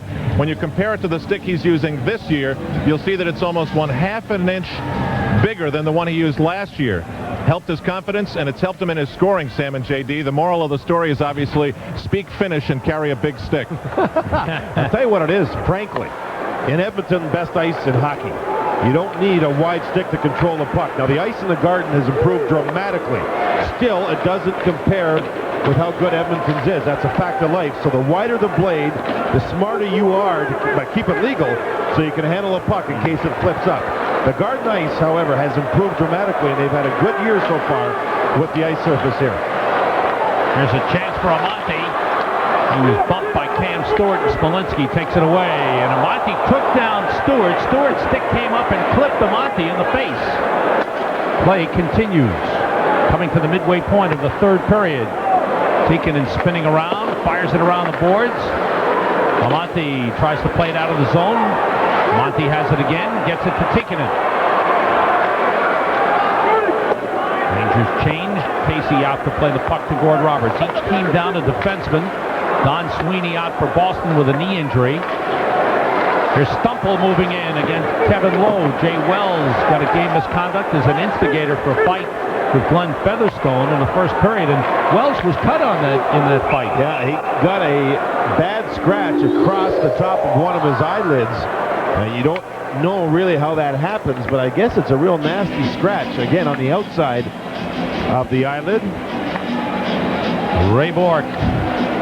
Mike Keenan, in his first game as a coach with the Philadelphia Flyers, he had a 2-2 tie with Washington. First game as coach with the Chicago Blackhawks, had a tie with the Rangers. And now, his first game as a New York Rangers coach. There's Amonte and Stewart. As Amonte tries to pick up Stewart, Stewart will go down. You see the stick come back. And catches Tony Amonte up high. 9:25 to go. Bourque gets an on goal. Richter stops it. 26 shots on goal for the Bruins. 25 for the Rangers. 2-2 the score. Brian Leetch controls. He was slowed down by Ted Donato, allowing Bourque to take over. Gordy Roberts looks up ice. Joby Messier slows down Dave Reed, takes him out with a good check along the boards. Brian Leetch has trouble with the puck and with Ted Donato, but able to get it to Kovalov. Bruins keep it in. And it's the third time this period a glove has gone flying. This time it was Greg Gilbert. And he tried to lift his arm up to control the puck up in the air, and his glove slid right off. Steve Hines taken down by Brian Leetch in center ice. And there's been a lot of pulling and grabbing in the neutral zone. Van Hilleman will let that go on that portion of the ice. If it's in an end zone, it may be different. And you see both teams now trying to play smart neutral zone hockey. Brian Leetch sends it in. Rangers have to get onside. That was a full shift. I don't think either team got out of the neutral zone. Or if they did, it wasn't much. Adam Oates. Now Neely coming forward. Tugged down from behind. And the Rangers clear it. Neely appeals to Van Hilleman. And just skates away. As the play moves on. Doug Lidster with 8 minutes to go in the third. Game tied 2-2. Mike Gartner looking for Adam Graves. He finds him. Graves shoots high. Caught the goal post or crossbar. Good shot. The Bruins are peeling a little bit, but it looked like Graves smartly got in behind Ray Bourque. Beat him, but he got beat by the crossbar. You really know how to dance. Hey, New York, make it a Bud Light. Hey! Bud Light tastes right. Come with us and drink tonight. Hey, New York, show us your Bud Light. What I like about you. Fortified Vikings prefer Bud Light over those other beers. Hey! New York loves Bud Light. Bud Light in the net. Have a Bud Light. We love the way it tastes. New York loves Bud Light. New York is nuts about Bud Light. Hey! Today, a lot of credit cards charge you fat interest rates. Discover Card has changed all that. With Smart Rate, the more you use your Discover Card for purchases, the lower your interest rate can be. Now as low as 14.9%, plus cashback bonus and no annual fee. Discover Card. The only thing we're heavy on is value. It pays to Discover, the card that pays you back. You see Ray Bork, you see Mike Gartner with the puck, and now you'll see the pass in behind Ray Bork to Adam Graves. Watch the shot. It beats the goaltender. Off the crossbar into the stands. Faceoff comes outside the zone, and we move on. Rangers have come close. Rangers had a penalty shot late in the first period, in the last minute of the period, with a 1-0 lead, but Kovalov was stopped by John Casey. Here's a chance for Darren Turcotte. Save Casey. Yeah, he's been spectacular. Rangers with good pass work here, catching the Bruins, as Ray Bork is now playing the left side.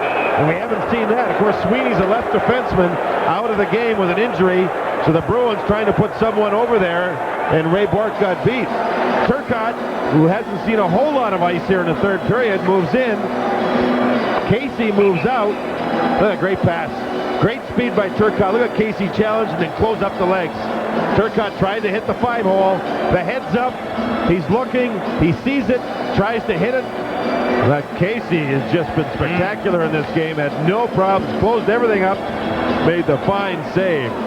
Remember, when you're having good times with friends, use good sense and drink responsibly. Please, know when to say when. A reminder from Budweiser. Rangers have had a good effort from their defensemen in moving the puck up quickly. Kevin Lowe and Brian Leetch with a lot of ice time, with Jay Wells gone since the first period. Those two have been the two left defensemen the Rangers have used. They've both been very good. Kevin Lowe upended, able to get it back to Kovalov. Quickly to Doug Lister for the drive. Deflects it in the corner. Roberts plays it. Gilbert was taken down on the play by Marois. Kovalov broke up the rush with a good play in the neutral zone. Into the Ranger zone. 7:05 to go, third period. Tied 2-2. Rangers have had a couple of excellent chances. John Casey stopping one on Darren Turcotte. The other one, he got help from the crossbar. As Adam Graves shot high, went off the bar. And into the crowd. Offside is whistled. Brian Leetch getting plenty of ice time tonight, as he will throughout the season, wearing the A. 8 shifts in the first period, 10 in the second, and 8 thus far here in the third. So you're looking at 9, 9, and 13, 31 minutes already. And there's still nearly 7 minutes to go, 6:52 to go, and it could be overtime. Plenty of work for Brian Leetch. Turcotte is on with Tikkanen and Amonte. Joby Messier. Joby Messier's logged a good amount of ice time. Well, Brian Leetch, those things happen. Messier has played very well. Centered for Stumple. Stumple, number 22, gets to it. Tony Amonte on him. It's back to the point man, Wesley. Now Stumple chases after the puck. Tikkanen is there and takes it away. Tikkanen. Speed against Roberts. Roberts ties him up, takes him down. Tikkanen gets up, plays the puck, tries to get out in front, couldn't do it. Amonte tied up with Wesley.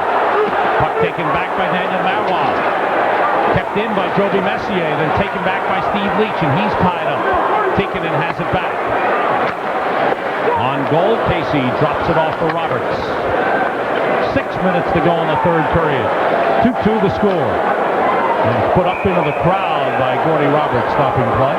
Detroit playing Dallas. Dallas ahead of Detroit, 2-1. Scotty Bowman was saying today in talking to him that he put a line together of Yzerman, Fedorov, and Probert. Think that would work? Pretty nice. Again, they made a trade today. Terry Kartner gone. What do you make of that? Why the trade? Racine going to Philadelphia, Kartner to Scotty said that he wanted to find somebody to be tough in front of his own net and more of a physical presence on the blue line for Detroit. Racine wanted more power play time, and he could not give it to him.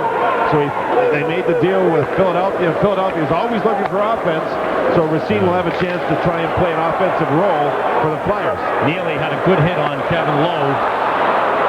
Then he got Coffey, and here's Neely shooting, deflected, hit the outside of the net. Lowe got a piece of it around the boards. Bork winds up, shot it wide, all the way around to David Shaw. Pressure pressure here from the Bruins. Bork waits for the puck. Fires toward the net. Save, rebound, scores! Juno! Picking up the loose puck at the side of the net. He was all alone, and the Bruins lead for the first time, 3-2. The puck went right through somebody in the front of the net, and I think it surprised Mike Richter.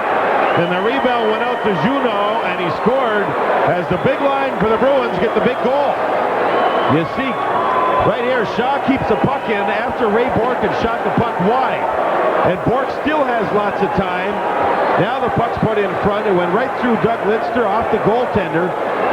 Ray Bork shouldn't have as much time to make the plays. He had time twice to make the play. And Juno, the left winger, was on the right side. The puck found him, and Boston leads for the first time. Joey Juno played in every game for the Bruins last season. Had 102 points in his rookie year. 32 goals, 70 assists. Bruins lead 3-2. 5 minutes to go. In the third, Kovalov pass deflected. Donato keeps it in the Ranger zone. No, there was a whistle for delayed offside. 4:59 to go in the third. Bruins lead it. Is that Michael? Yeah. Starts college next year. Those lines. When Mike told me the price of his first choice, I know what you mean. I got this broker at Payne Weber. She put me in a zero.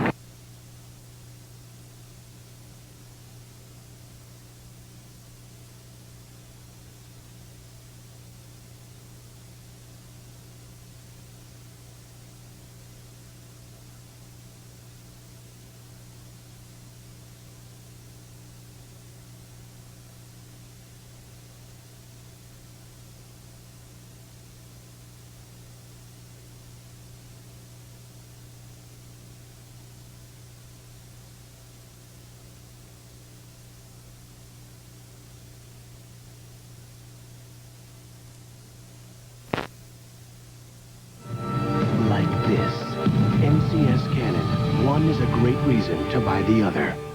The Discover Game Summary. Joby Messier 2 assists for the Rangers. Mike Richter 25 saves. John Casey 25 saves. Ryan Smolinski with a goal. Rangers power play is 0 for 4. And Joey Juno at 14:43 from Bork and Shaw, giving the Bruins a 3-2 lead. Ted Donato with a puck. Checked by Mark Messier. Puck behind the net. Centered for Donato. And a save made by Richter, and he's got it. Donato was robbed. He can't believe it. He thought he had given his club a 2-goal lead. This is the first shift after the Boston goal. And look at Donato right there. Richter able to get across, and Donato could not jam the puck past Mike Richter in the goal post. So the Bruins come close to making it a 2-goal game. 4 minutes, 44 seconds to go. The Rangers trail by 1. Bruins with 8 shots here in the third. Ted Donato, the Boston native, Harvard University star, played for the U.S. Olympic team in 1992. And now in his second year with the Bruins, 15 goals last season. Ironic that he has been picked to replace Dave Poulin. And it was Poulin who taught him a lot about how to play the game. Chance for Glenn Murray. Couldn't get it over Richter. Leach takes the puck and moves up ice to Kovalov. Gilbert on the left side, behind the back to Leach. Back for Kovalov. He's in for the shot, deflected in front. Casey trying to control it. Now he's got it. A couple of great passes up ice by the Rangers. Kovalov and Leach.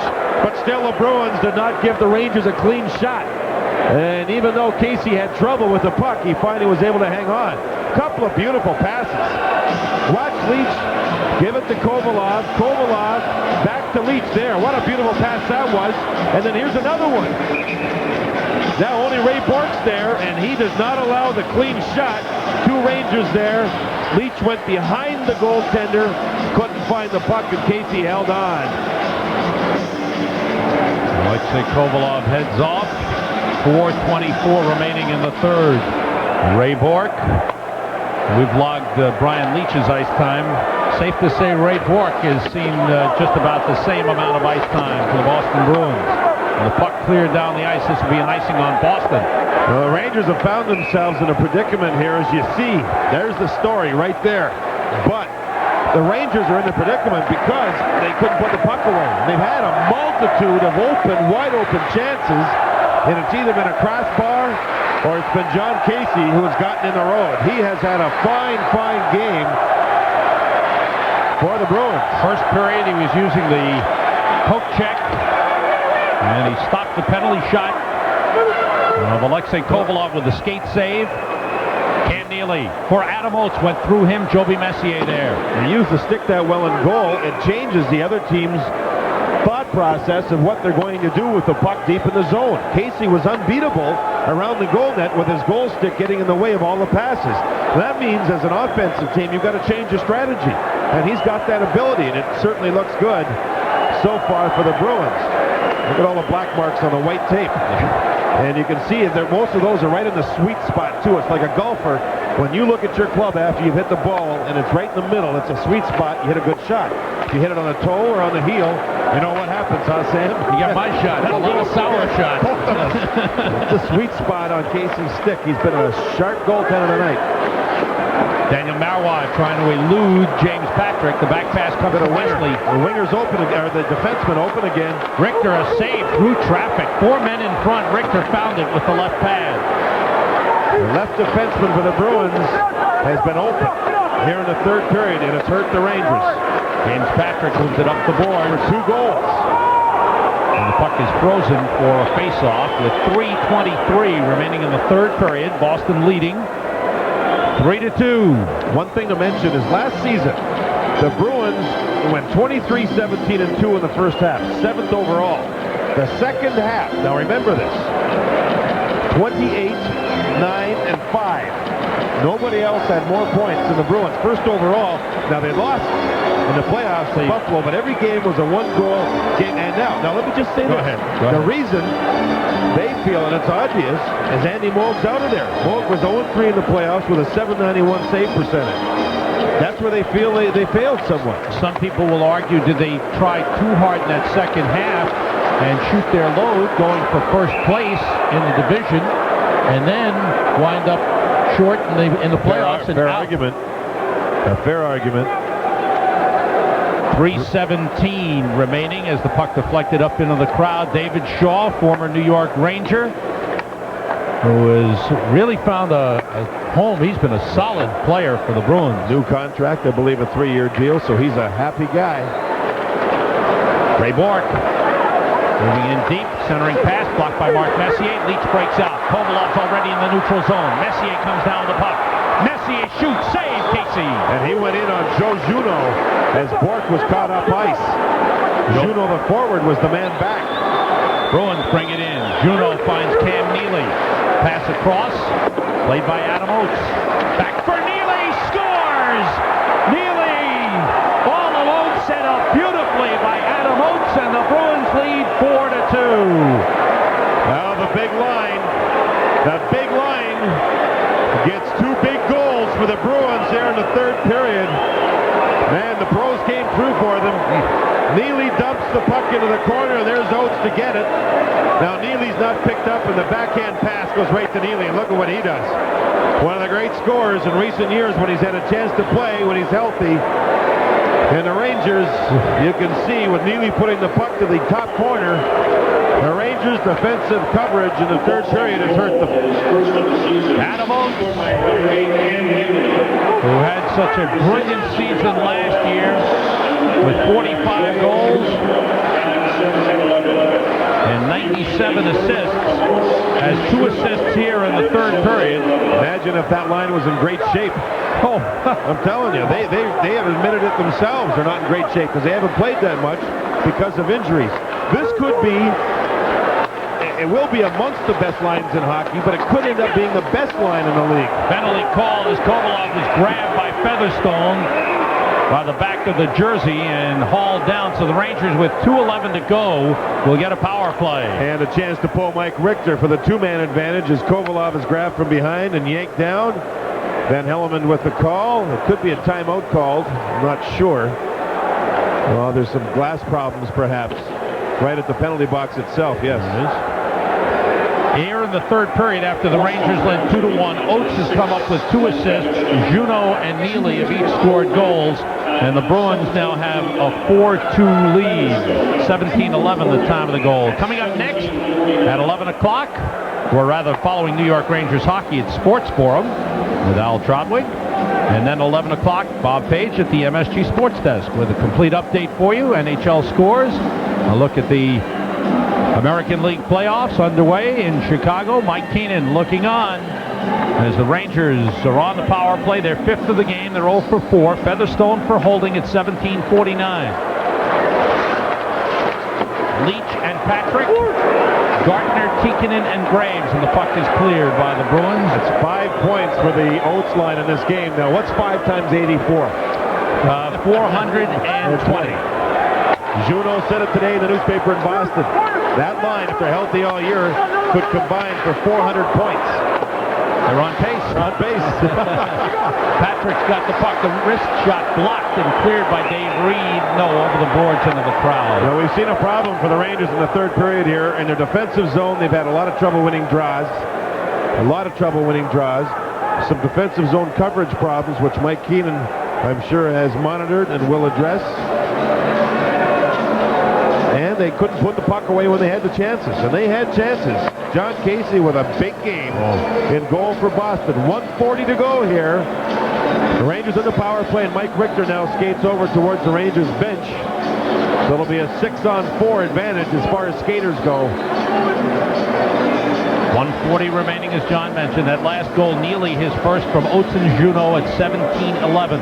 Marois, Juneau, and Neely have scored for Boston here in the third period after the Rangers took a 2-1 lead on a goal by Esa Tikkanen at 1:26. Rangers with Graves taking the face-off. Kovalov, Tikkanen, Gartner, Leach, and Joby Messier blocked in front, driven off the boards and all the way down by Steve Hines. Joby Messier back for it, takes it out of the crease away from Ted Donato.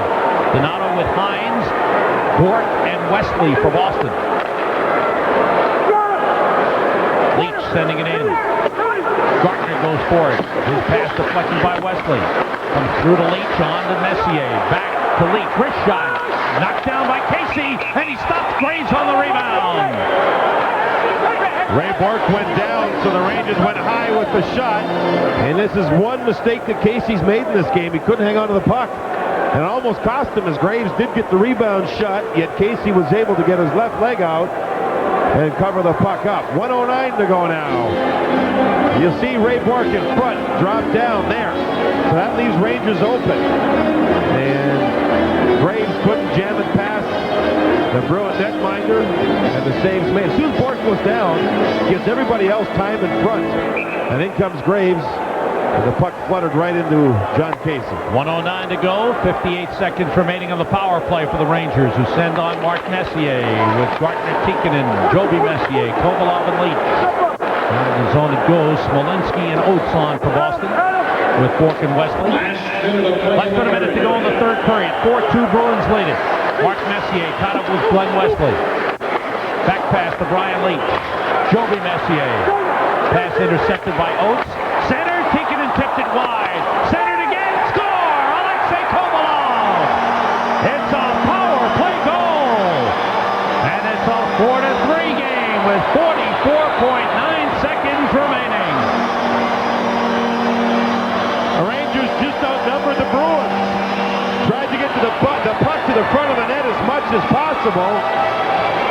And Kovalov chipped the puck in. The Rangers just go to the net. Tikkanen misses. Messier puts it in front, and right there's Kovalov, and Casey has no chance. Now, you'll see it again. Gartner will get rid of his check, chop the puck in front. It doesn't work. Kovalov's alone, and bang. He puts the puck in behind John Casey. Now, I believe the Rangers have called timeout to try and address what they're going to do. One more look at the goal to make it a 4-3 Bruin game. That's Kovalov. Good hands, quick release. Pass from Mark Messier, and it's now 4-3.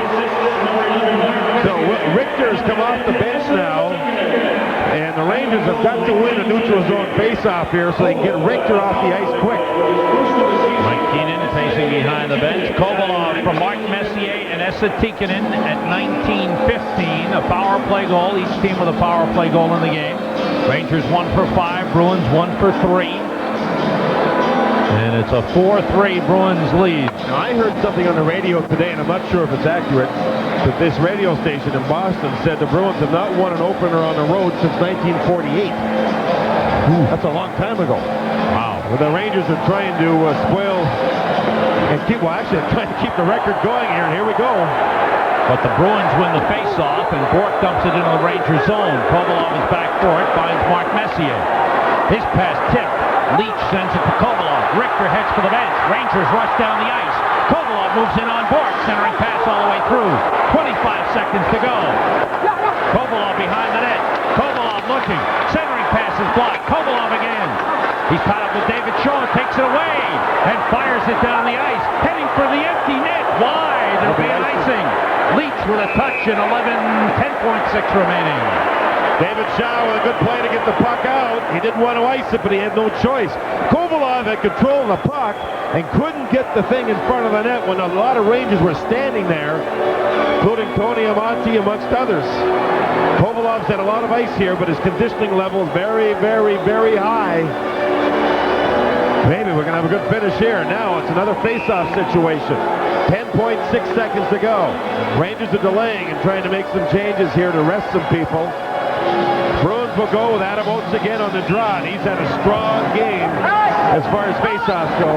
Mark Messier takes the face-off for the Rangers. Nemchinov, Graves, Kovalov, Leach, and Gartner along with Mark Messier.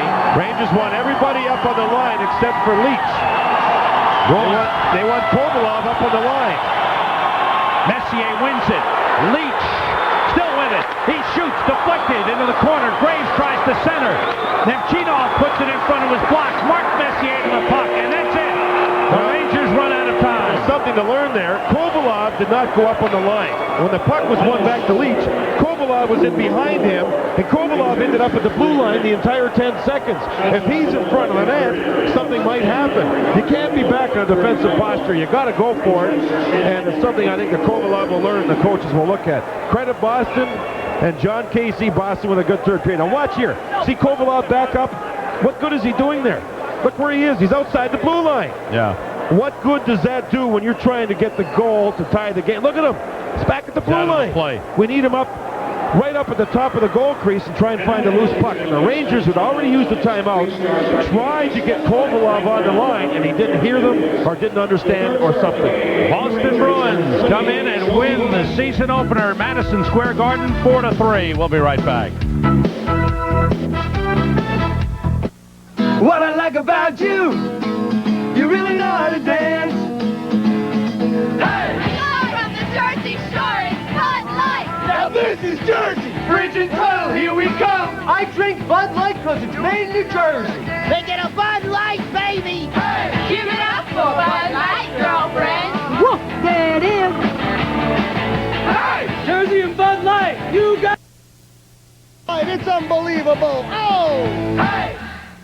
Hey, I'm vain. Of course I'm vain. That's why I comb my hair the way I do. I dress the way I do. That's why I stay in shape. To compete against men half your age takes a certain kind of power. That's why I play like an animal. The power of Power Stick. I give it everything I have every time I walk out there. 50% more wetness and odor fighters per stroke. This works best for me. I don't want people going around saying, whew, that Connors, he's tough to be around. Power Stick by Fabergé. Power that won't let you down. I told you I was vain.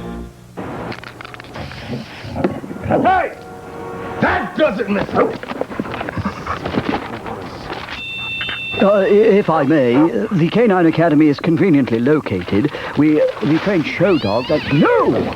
Dealing with destructive behavior is our forte. Get out, you little puppy! The 9X Yellow Pages. It's surprising what the ads can tell you. I'm not only the Academy president, I'm also a client. In short, gentlemen, our capitalization plan has paid handsome dividends. Johnson here will fill you in on the details.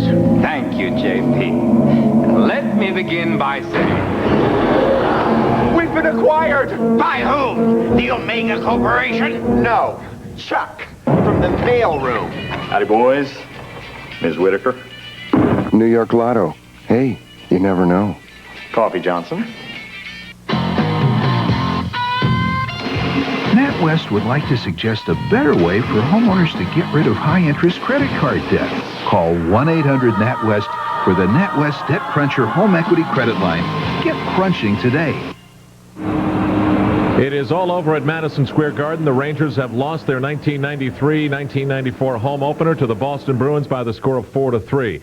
Offensively coming into this season, you know that Adam Oates, Cam Neely, and Joe, as you know, are going to be one of the top lines in the NHL. They were tonight, with Oates recording 2 assists and his 2 line mates recording a goal apiece. Now, the Rangers, in losing by a goal, can look to the end of the first period. 45 seconds left in the period. Alexei Kovalov was awarded a penalty shot. Here's what he did with the puck as he approached John Casey, who recorded 29 saves in the game.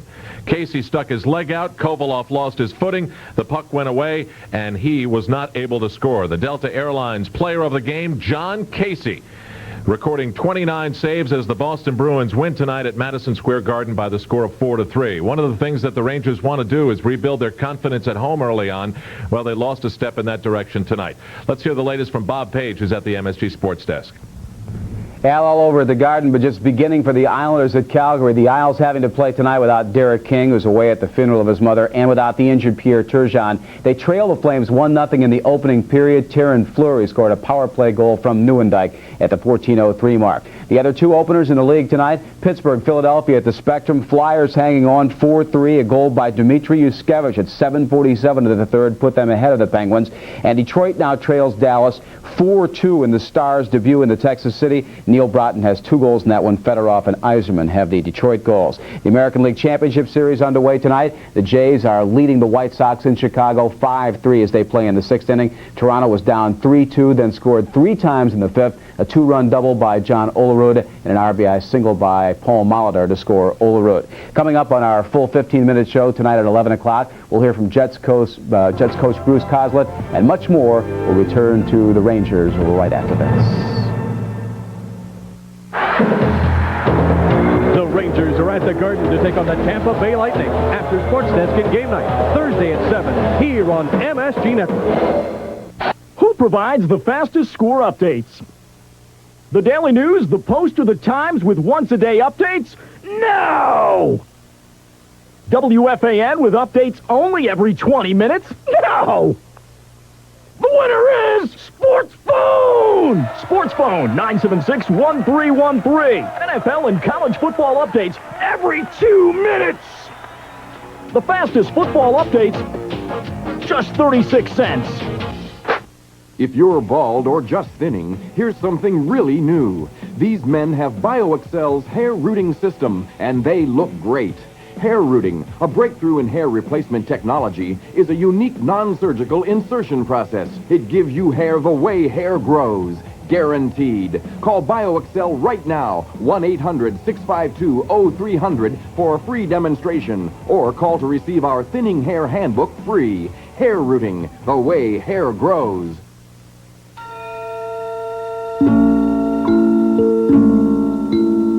When you're expecting, it's important to get complete prenatal care, the kind offered by HIP. We can help you have a happy, healthy baby with virtually no out-of-pocket expenses. Health coverage from HIP. It can help you sleep just like a baby.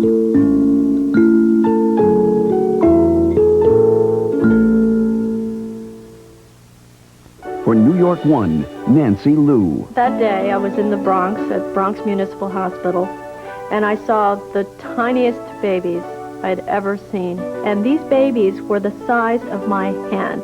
They were absolutely tiny and just holding on to a thread of life. But there is a new program going on in the Bronx, and they're training neonatal nurses to be able to take care of these infants. It's encouraging. New York 1, because there's only one New York. Back at the Garden, where the Rangers blew leads of 1-0 and 2-1. It was the Bruins leading 3-2 when Cam Neely provided the difference with 2:49 left in the third. It was the goal of the game, brought to you by Budweiser. Fresh, pure, natural. Proud to be your Bud. Here's a 2-on-1 chance. Messier takes it all the way and scores! Olczyk gets the pass, bats it, score! It's a hat trick for Eddie Olczyk!